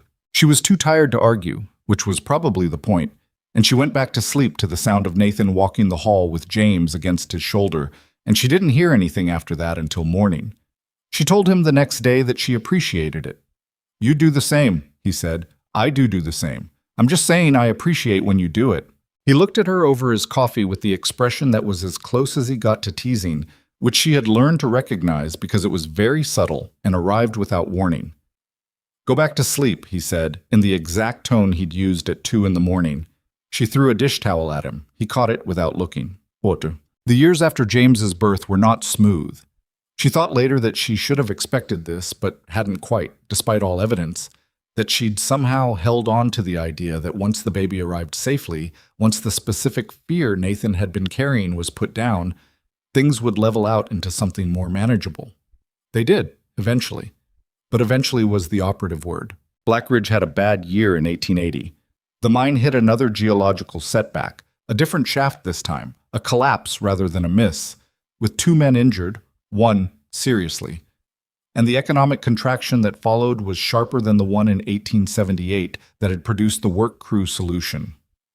Meridian Mining sent a man from Denver who was more senior than the previous one and considerably less interested in Nathan's opinions about how the situation should be handled. He wanted layoffs fast, before the company's quarterly accounting, and he wanted any public unrest managed before it became a Denver newspaper story.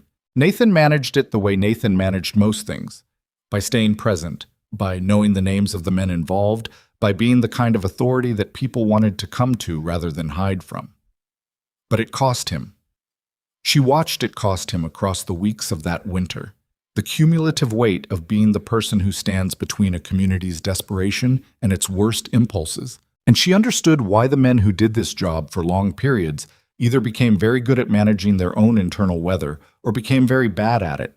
He came home one evening in February to. James was 11 months old, pulling himself up on furniture and falling over and pulling himself up again with the relentless experimental ambition of children that age, and Clara could see from the set of him that it had been a bad day. She waited until James was down and the house was quiet. "Tell me," she said. He sat at the kitchen table and for a moment just sat there with his hands in front of him. "The man from Denver," he said, "wants me to run 12 more men out of the company housing before the end of the month. They're behind on rent they don't have, so technically he has the legal position. Technically." What does technically mean? It means the law is on his side and the sense of it isn't. He looked at his hands. "These are men I've known for 3 years. Some of them were on the work crews in '78. They're not lazy or criminal. They're just in a place where the work ran out under them." "What are you going to do?" "I'm going to ask the council to authorize emergency accommodation," he said. "There are 2 empty buildings on the south end that Hartley owns and isn't using through the winter. It won't be comfortable, but it'll be shelter." He paused. "Hartley will say yes. Emmons will want to know where the money comes from. Birch will calculate his angle." "What's his angle this time?" "If the men stay in Black Ridge, they drink at his saloon. If they leave, they don't." A pause. "He'll vote yes." "Then you have 3. "Probably." He rubbed his face with both hands in a gesture she'd seen before, the gesture that meant he was genuinely fatigued. "The Denver man is going to write a report saying I'm obstructing company business." "Will that matter?" He was quiet for a moment. "It might. If Meridian decides they want a different marshal in Black Ridge, one who's more accommodating to their interests, they have enough political influence in the territory to make that happen." She looked at him. "Are you telling me your job might be at risk?" "I'm telling you it's a possibility I'm aware of." "Why didn't you tell me sooner?" "Because I didn't want to worry you before I knew whether it was real." "Nathan." She said his name in the particular way that meant she needed him to hear what she was about to say. "I can carry worry. I'm not going to fall down if you tell me something hard." He looked at her. "I know that." "Then tell me things when they're happening, not when they've resolved themselves. I don't need to be protected from the middle of things." He held her look for a long moment. "You're right," he said. It was the kind of direct acknowledgement that she'd come to value enormously in him. Not defensive, not qualified, just right. "The council," she said. "Thursday?" "Thursday. I'll come?" "I know you will," he said. The council approved the emergency accommodation. Meridian's man went back to Denver and wrote his report, and the report made its way to the territorial administrator's office, and then apparently was filed in whatever place such reports went to accumulate with other reports that nobody acted on. Nathan heard nothing from the administrative level. His job remained his job. He told her about it on an evening in late March, matter-of-factly, in passing. "The Denver situation," he said. "It's settled. Nothing came of it." "I know," she said. He looked at her. "How?" "Hartley told me. He heard from a contact in Denver last week." She looked up from the shirt she was mending. "I was waiting for you to tell me." He absorbed this. "Were you testing me?" "No," she said. "I was giving you the chance to do it in your own time."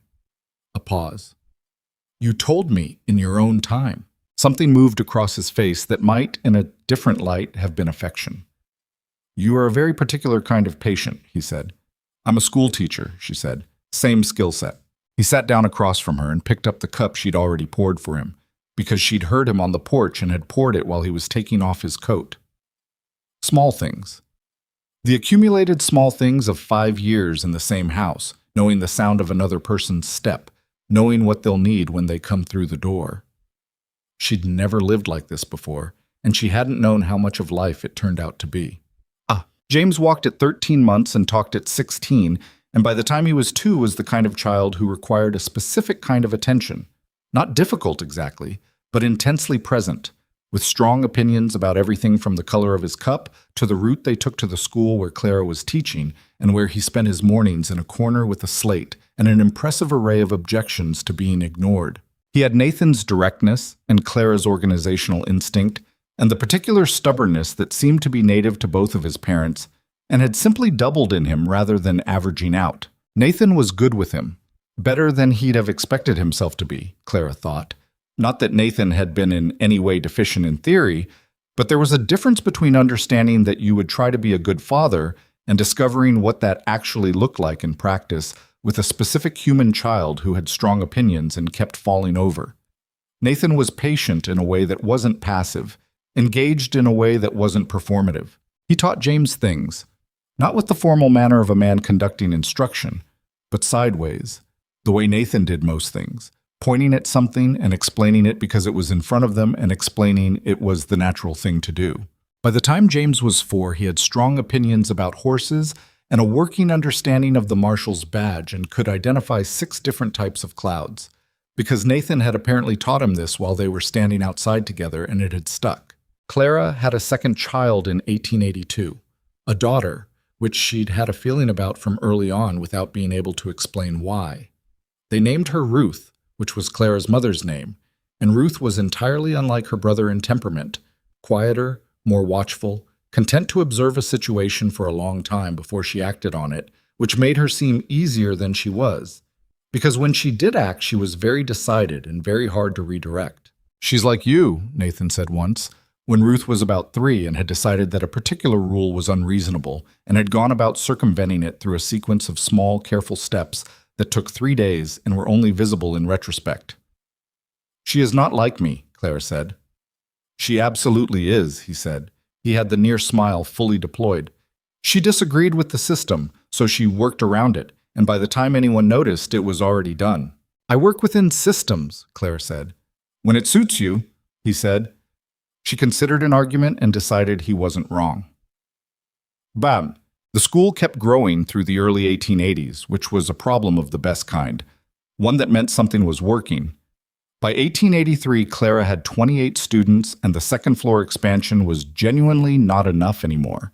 And the conversation she had with the town council that year was different from the one in 1878, when she'd walked in as Nathan Hale's new wife, who'd arrived in a blizzard and had an idea. She walked in as the woman who had run Blackridge's school for 5 years, who had taught a third of the children in the room's parents and siblings, and the conversation had a different register. They built a proper schoolhouse in 1884. Wood frame, 4 windows, a separate entrance, a real stove that didn't rattle when the wind picked up. It was not large by any city standard, but it was a building that said something specific about the town's intentions. And Clara stood in it on the first morning of the new school year with 29 students arranged on benches that fit them and windows that let in real light, and thought about the room above the feed store where it had started, the oilcloth in the window, the stovepipe rattling. She thought about the night Nathan had sat at the kitchen table with a map in front of him, going nowhere, and she had sat across from him and said the problem could solve itself if someone organized it. It had been, in some fundamental way, the same thing both times. A situation that looked impossible that turned out to be, underneath the impossibility, just a question of what needed doing and who was willing to do it. That was what Blackridge had given her, she thought. Not an easy life. The years had been full of hard seasons, real losses, the kind of difficulty that the frontier distributed evenly without regard for who deserved it and who didn't. But a life with problems she could actually work on. A community that was willing to be helped if you helped it honestly. A husband who had turned out to be, and she had never taken this for granted, not for a day, exactly what his letters had suggested he was. A serious man who took his words seriously. She had a habit in the evenings of sitting on the back porch after the children were in bed and reading or thinking or doing nothing in particular, and Nathan had developed the habit of coming out and sitting in the other chair when he was done with whatever needed doing, and they would sit in the Colorado dark with whatever weather was out there. Warm in summer, cold in fall, impractical in winter, and talk about things or not talk about things.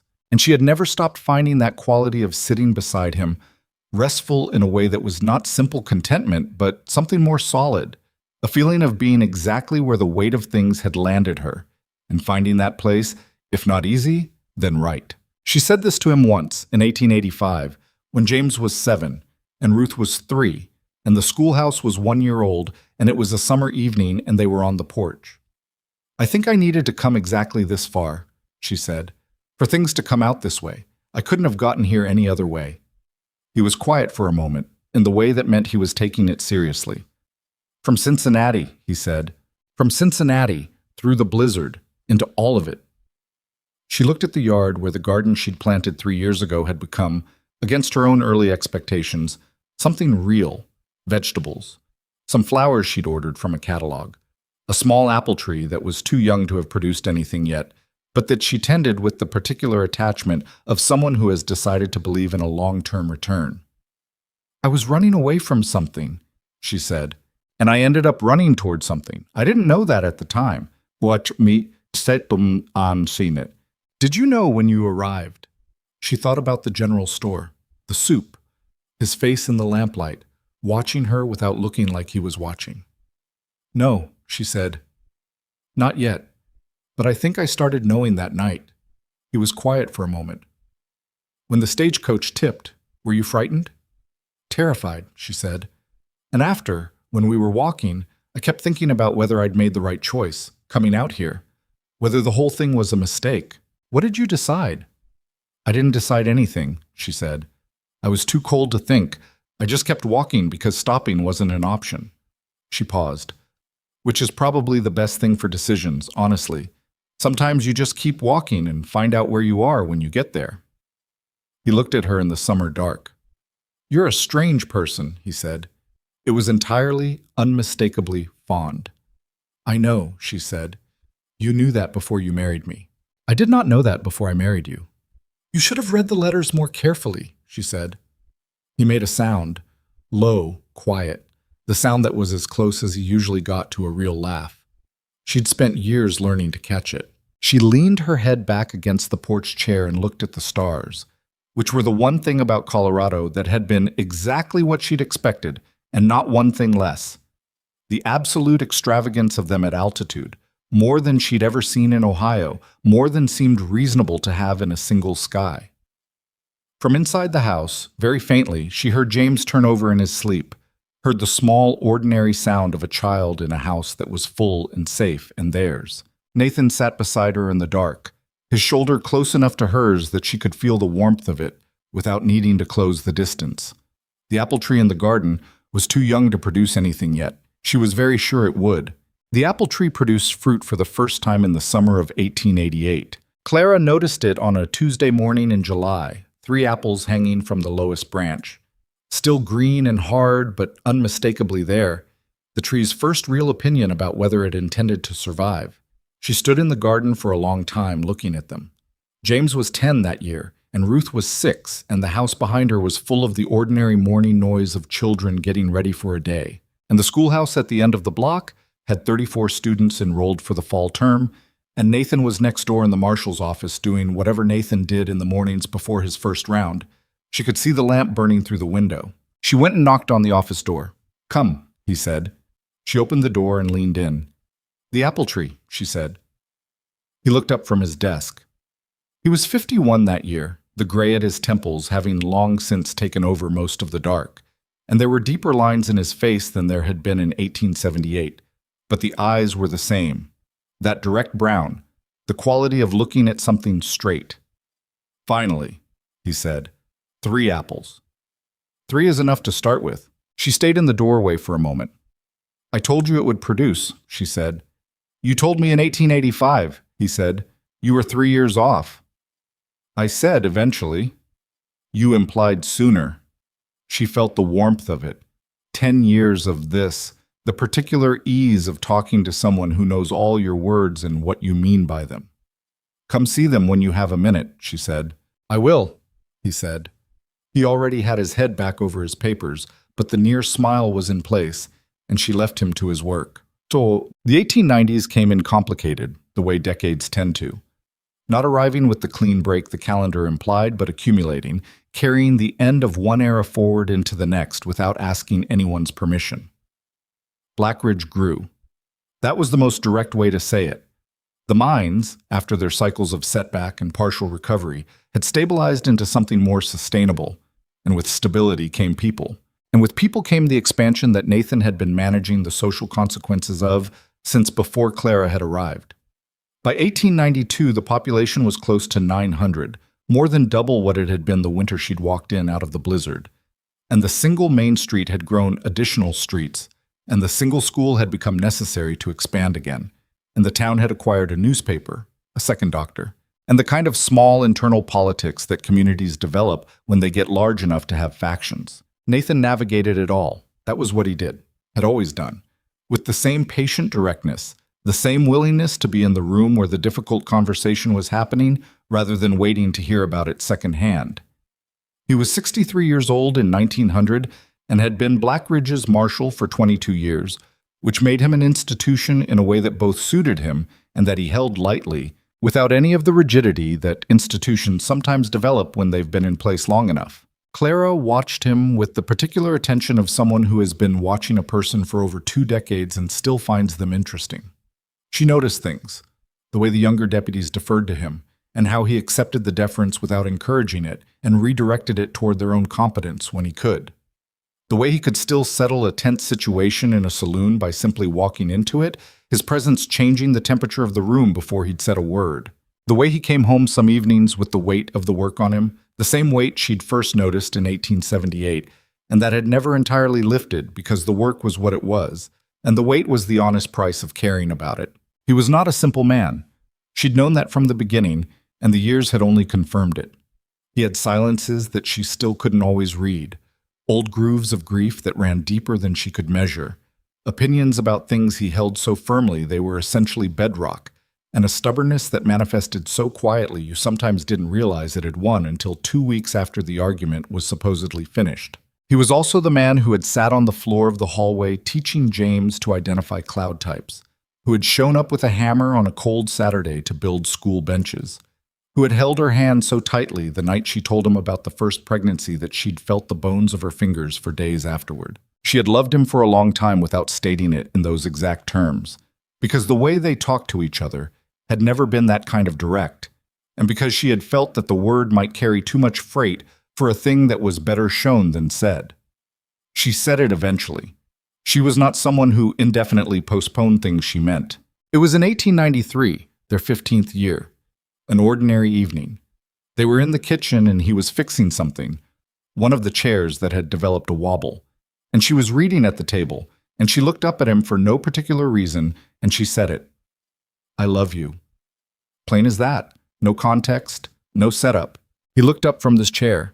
He looked at her for a moment with the expression she'd come to know as the one he used when something had arrived that he wanted to handle with appropriate care. I know, he said. She raised her eyebrows. I've known for a while, he said. I love you as well. He said it with the same directness she'd given it, no performance of it, just the true thing stated straight. I should have said it sooner. When did you know? She asked. He thought about it honestly, which she expected. The council meeting, he said, March of '79, when you answered Emmons' questions. He paused. Maybe before that. But that's when I knew. She stared at him. That was 15 years ago. Yes. You waited 15 years to tell me. You waited 15 years to ask, he pointed out. She thought about arguing with that and realized she couldn't, quite. We are, she said, very particular people. We are, he agreed, and went back to the chair. James left Blackridge in 1896 at 18, which Clara had known was coming and which was still, when it arrived, the kind of departure that reorders a house even when you've been preparing for it. He went to Denver first, then east, studying law with the particular intensity of someone who had grown up watching his father navigate the places where legal authority and human reality didn't perfectly align and had decided he wanted to work in those places too. He wrote letters, long, dense letters full of opinions and observations, in a voice that was unmistakably both of theirs and neither, and came home when he could, which was not as often as either of his parents would have preferred, and more often than most young men manage. Ruth stayed closer, not in Blackridge permanently. She married in 1901 and moved to a town 20 miles north, which was close enough that she and Clara saw each other regularly, far enough that it was its own life rather than an extension of this one.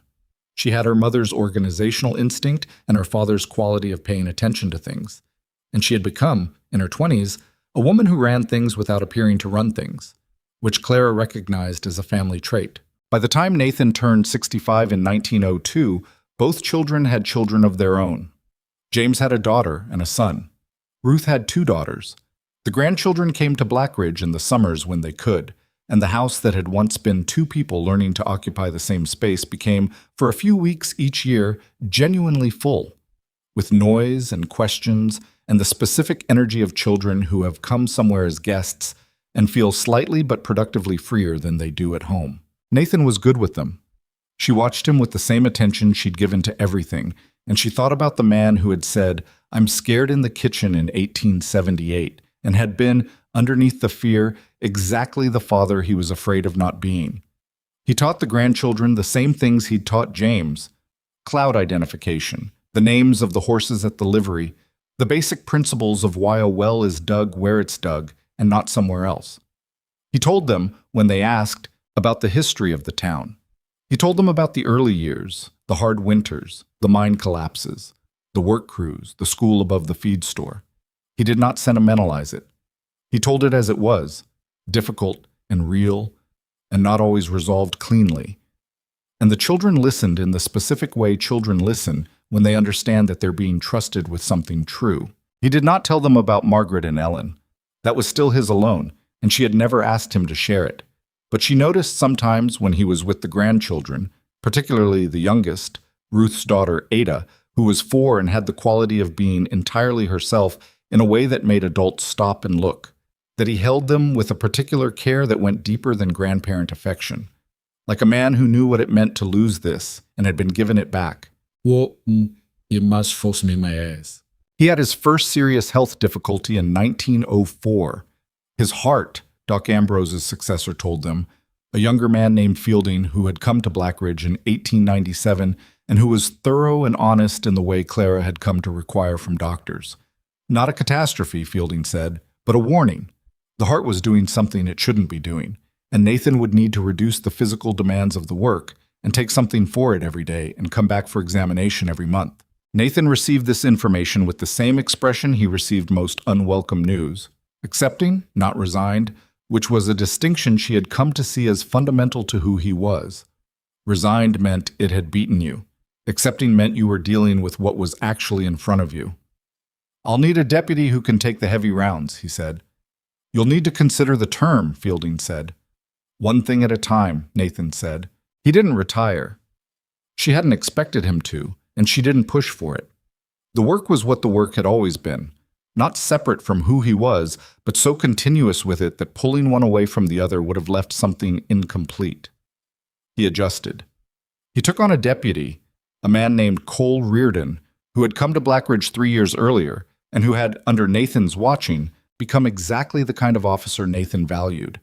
And he gave Reardon the physically demanding elements of the work, and kept for himself the things that had always been most of the work anyway: the reading of situations, the conversations, the institutional knowledge of a town that he had been part of building from a hard-luck mining camp into something that intended to persist. He handed off the badge formally in 1907. The council had wanted a ceremony.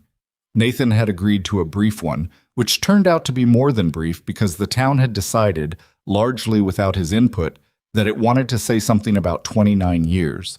And the something it wanted to say required an evening and a crowd and a level of public sentiment that Nathan bore with the particular patience of a man who understood that this was not really about him.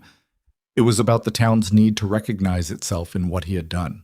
Clara sat in the front row with Ruth and James, who had both come for it, and watched her husband stand at the front of the newly finished town hall, which had been built the previous year and was another of the things that said something about Blackridge's intentions toward its own future, and accept the recognition without performing it, without deflecting it falsely, just receiving it in the plain way that was his way. Reardon spoke. Members of the council spoke. An old man named Dooley, Cass Dooley, the drainage crew foreman from 1878, who was in his 60s now and had been in Blackridge ever since, stood up without being asked to and said, in the blunt way of someone who has never been good at formal occasions but has something that needs saying, that Nathan Hale had kept him out of jail in the worst winter of his life and had treated him like a man, and that had been the beginning of him becoming one worth keeping. He sat down again quickly. There was a quality in the room after that was not silence, exactly, but close. Nathan spoke last. He was brief. He said that the town had been good work and that good work was what a person needed to feel that their time had been spent rightly. He said that nothing in 29 years had been accomplished alone, and he named specific people. Clara last, which was intentional, she understood. He was not a man who did things accidentally. And he said that the best thing he could say about Blackridge was that it had, from the beginning, been willing to try things that weren't certain to work, and that this was the quality that made a place worth staying in. Then he sat down, and the evening went on around him, and he reached over and took her hand under the table. The years after the badge were quieter, not empty. Blackridge was not a quiet place, and they were not people who went easily toward emptiness, but different in texture. Nathan slept later in the mornings than he had in 30 years of early rises. He read more, which he hadn't known he wanted to do because the work had crowded it out. He had opinions about the books she brought home from the school's small library, strong opinions delivered in the plain, matter-of-fact way that made her feel, sometimes, like they were still sitting in a general store in a blizzard getting acquainted. He worked in the garden. This was the thing that surprised her most, or perhaps shouldn't have surprised her at all. A man who had spent 30 years building and tending a community, turning his attention in his 7th decade to building and tending the soil of a small yard in a frontier town that had grown up around him. He took it seriously in the way he took everything seriously. He read about it. He had opinions about soil amendment and irrigation and the particular challenges of altitude gardening. He developed a correspondence with a man in Denver who supplied seeds. The apple tree, by 1910, was producing reliably every summer. 20, 30 apples in a good year. Clara made pies and preserved them in jars and gave jars to the neighbors and to Ruth's family and sometimes to people at the school. And every summer when the first apples came, she thought about standing in the garden in 1888, looking at 3 green apples and Nathan saying 3 is enough to start with. She thought it was one of the most useful things anyone had ever said to her. Nathan's heart gave its second more serious warning in the fall of 1911. He was 74 years old, and he had been, all things considered, reasonably fortunate in his health for a man who had lived the life he'd lived, and he knew it, and he said so to Fielding without self-pity or the need for argument about it. He was in bed for 6 weeks, which he disliked thoroughly and bore with the same patience that was not resignation she had been watching for 33 years. James came from Denver and stayed 2 weeks. Ruth was in and out. The house was fuller than it had been in years, which was good for everyone except Nathan, who found the being taken care of harder than the illness in some ways, and told her so. "They're worried," she said. "I know. I don't need to be watched every hour." "You do, actually," she said. Fielding said. He looked at her. "You're going to use Fielding against me." "Every time I need to," she said pleasantly. He was quiet for a moment. "I'm going to be all right," he said. He said it carefully, the way he said things when he meant them precisely and not as comfort. "I know," she said. "You don't have to sit here." "I want to sit here." He looked at her, 74 years old, 33 years married, all of it in his face in the way that time puts itself into the faces of people who have actually lived in the time rather than just through it. And he said, "I know." They sat together in the bedroom that had been hers first and had become theirs over the years without any formal renegotiation, just the natural drift of 2 people who have stopped maintaining territory. And outside the window, Blackridge went on doing what it did, and the apple tree stood in the garden with the last of the autumn fruit still hanging on the lower branches, and nothing about the moment was smooth or simple or resolved, and it was exactly right. He recovered from the second episode. Not fully. He was slower after it, and the garden became his primary outdoor work because it was there and manageable. But he recovered enough to be himself, which was what mattered. He died in the spring of 1914. Not dramatically, not in crisis. He went to sleep one night in April and did not wake up, which Fielding told Clara later was, for a man with his heart history, a mercy, painless, quiet, over before it could be prolonged into something harder. She knew this. She held it, the knowledge, and it helped. And it also helped very little because knowing that a thing is merciful does not change the shape of it in your chest. She had been beside him. She had been beside him every night for 36 years with some interruptions, and she had been beside him that night, and she had not known, had felt nothing different in the night, had woken in the early morning to the particular quality of stillness beside her that was not his sleeping stillness, but another kind entirely, and had understood before she understood. She lay there for a while before she did anything. She thought about a general store in January of 1878, a man crossing a room toward her who was taller than she'd expected.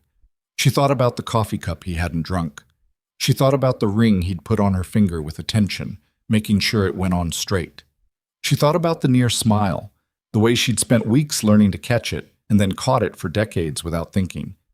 She thought about him in the garden with the grandchildren, about his hand on her face in the bedroom in 1878. "All right," he'd said. "All right." About 3 green apples on a branch in July, and his voice saying 3 is enough to start with. She got up. She did what needed doing. She was 72 years old, and she had been doing what needed doing since before she could remember. And grief was real and large, and she did not try to move around it, but she also did not let it be the whole of the morning. James came. Ruth came. The house was full again in the way it got full when something had happened that required the family to be in one place, and Clara moved through the fullness doing what she did, making sure people had eaten, making sure the practical things were handled, being the person who was managing the situation, and also, in private moments, and not so private ones, crying in the way of someone who has lost something that was built over decades and therefore has decades of weight behind it. At the funeral, which Blackridge attended in the way that communities attend the funerals of people who have been part of their fabric for a long time, not with performance, but with genuine presence, Cass Dooley was there. He was 70-something now, and moved slowly, but he was there, and after it was over, he came to Clara and held her hands in his and didn't say anything for a moment.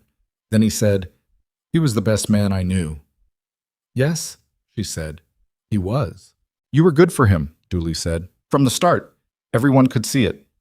She thought about that for a long time afterward, whether it was true and in what way. She thought that the more honest version of it was that they had been good for each other, which was a different thing. Not one person improving another, but 2 people doing the long, complicated work of becoming something together that neither of them could have been separately. That was what she had learned from it. Not the lesson about love being patient, or love being kind, or any of the things that get said at funerals and cross-stitched on things. Something more specific, something that she had come to understand slowly, the way you come to understand things that are real, through the accumulation of ordinary evidence over a long period of time. That the bravest thing she had done in her life was not walking a mile in a blizzard, though that had required a real kind of courage.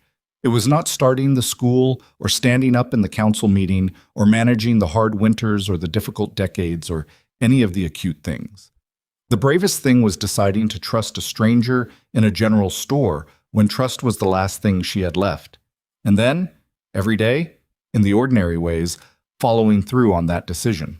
Not because it was guaranteed, because nothing is guaranteed. Because the frontier is the frontier, which means the ground can give way under you at any moment, and you choose anyway, and you keep walking, and you find out where you are when you get there. And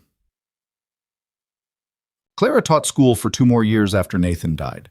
Not because she had to. James had offered, several times, to bring her to Denver, and she had several times declined in the particular way that meant the conversation was over. But because she wanted to, because the school was hers in the way that things are yours when you built them from nothing. And the children were a reason to get up in the morning that was larger than herself, which she had discovered over the years was the most reliable kind. She stepped back from the school in 1916, at 74, when it became evident that the energy for it was not what it had been, and that a younger teacher, a woman named Alice Brennan, who had come to Blackridge from Utah, and had over 2 years shown herself to be exactly the right kind of rigorous and warm, was genuinely better positioned to take it forward. Clara sat in on one of Brennan's lessons in the early fall of that year and watched her work, and felt something she hadn't expected, straightforward gladness. Not regret about leaving, not the complicated feeling she'd anticipated, just gladness that the thing she'd built was going to be all right after her. She said this to Ruth later, over tea. "I thought it would be harder," she said. "Letting it go." Ruth looked at her with the watchful attention she'd had since she was 3 years old. "Why isn't it?" Clara thought about it. "Because it's still there," she said. "It's not ending. It's just going on without me." She looked out the window of the kitchen, their kitchen, hers and Nathan's, though she was the only one in it now. The garden outside, the apple tree. "That's what you want, I think." You want to build something that doesn't need you anymore. That's when you know you did it right. Ruth was quiet for a moment. Is that what Dad thought too? I think so, Clara said. He never quite said it in those words, but that was what he was doing for 29 years, building something that would go on when he wasn't there. And it had. Black Ridge in 1916 was not Black Ridge in 1878, but it had in it the accumulated weight of all the decisions that had been made in the intervening decades. The school, the infrastructure work, the choice of compassion over expedience repeated in 100 situations over 30 years. The understanding that a community is not what it builds, but what it decides to be when it's under pressure. Those decisions were baked into the town in a way that wasn't visible, but was real. The way that the decisions of people who have lived fully in a place are always real and always remain. James came to see her every year. Ruth was close enough to come more often. The grandchildren came in summers, and they were growing into their own people in the particular way of grandchildren, recognizable as themselves and unmistakably related at the same time, carrying things forward that she hadn't known she was passing on. Her granddaughter Ada, Ruth's youngest, was 13 in 1916, and had recently decided, with great certainty and the particular intensity of 13-year-olds, that she wanted to be a teacher. She told Clara this on a summer afternoon in the garden, sitting on the bench Nathan had built in 1903, and which showed now the weathering of 13 years but was still solid. Clara looked at her. She had Nathan's eyes, not the color, but the quality, the directness of them, the sense of looking at something straight without flinching. Why? Clara asked. Ada thought about it. Because someone has to, she said. And then, and because you did. Clara was quiet for a moment. The garden was in its late summer fullness around them, the apple tree heavy with fruit, the afternoon light going long and gold the way it did in Colorado in August. She thought about a room above a feed store, about oilcloth in a window and a rattling stovepipe, and 14 children on the first day, some of whom had never sat in a formal lesson before. Then do it, she said. Do it carefully. Do it even when it's hard. Don't protect them from the hard things. Teach them how to deal with the hard things. That's the actual job. Ada nodded seriously, in the way of someone filing this under important. And eat breakfast, Clara said. There was a boy named Tomas in 1879 who taught me how much difference breakfast makes. Ada smiled, quick and bright. Nathan's near smile made fully manifest in a 13-year-old's face in a way that stopped Clara's chest for a moment, and then released it. Dead. She died in 1921, at 79, in the bedroom of the house on the main street of Black Ridge, in the same bed she had shared for 33 years, and in which she had slept alone for 7. The apple tree was in blossom outside the window. James was there. Ruth was there. The grandchildren were there in the way they could be. Ada, now 18, sitting close, holding her hand. She had not spent her last years in grief, which is worth saying. She had missed Nathan every day in the particular way you miss someone who is part of the structure of your life, not decorative, but load-bearing, and the missing did not diminish over time the way people sometimes suggest it does. But she had not sat inside the missing. She had kept doing what she did, reading, thinking, corresponding with former students who wrote to her from across the territory, tending the garden, having opinions about things, being present in the life that was there rather than the one that wasn't anymore. This was not simple. It was a choice, the same kind of choice everything had been, made in ordinary moments, renewed daily, not because it was easy, but because she had learned, over a very long time, that the alternative was to stop living while still being alive, and she had never once been interested in that. She had told Ada, on one of the afternoons in the garden that last summer, that the thing she wished she had understood earlier was that a life is built in the same way a school is built, not in one dramatic moment, but in the accumulation of ordinary decisions, most of which don't look significant at the time. The decision to sit down at a table with a strange man in a general store and talk honestly. The decision to bring an idea to a council meeting. The decision to plant a tree that might not produce fruit for years. The decision, every morning, to get up and go toward the day rather than away from it. None of it is guaranteed, she told Ada. Nothing is, Ada said. No, Clara said. So you choose anyway, and you find out where you are when you get there. Ada held her hand in the last morning, and the apple blossom outside the window was white against the spring sky, And Blackridge was going about its business in the way it always did. Not dramatically, not perfectly, but persistently, the way places go about their business when they have decided to keep existing. The house was quiet. The garden was coming into its season. The apple tree had been producing fruit for 33 years. What they left behind was not a monument and not a legend, though Blackridge remembered them in the specific way that communities remember the people who helped them understand what they could be. What they left was the school, which kept teaching, the streets, which stayed maintained, the practice of showing up, to meetings, to difficulty, to each other, that had been modeled in 1,000 ordinary moments over 36 years and had become, without anyone deciding to make it so, part of how the town understood itself. And the children and the grandchildren and the people who had been their students and their neighbors and their deputies and their council members, carrying forward not the specific details of what had been done, but something less nameable and more durable. The understanding that the right response to a hard situation is not to wait for it to become easier, but to find what it needs and do that thing as well as you can with whoever is beside you. That was the inheritance, not wealth.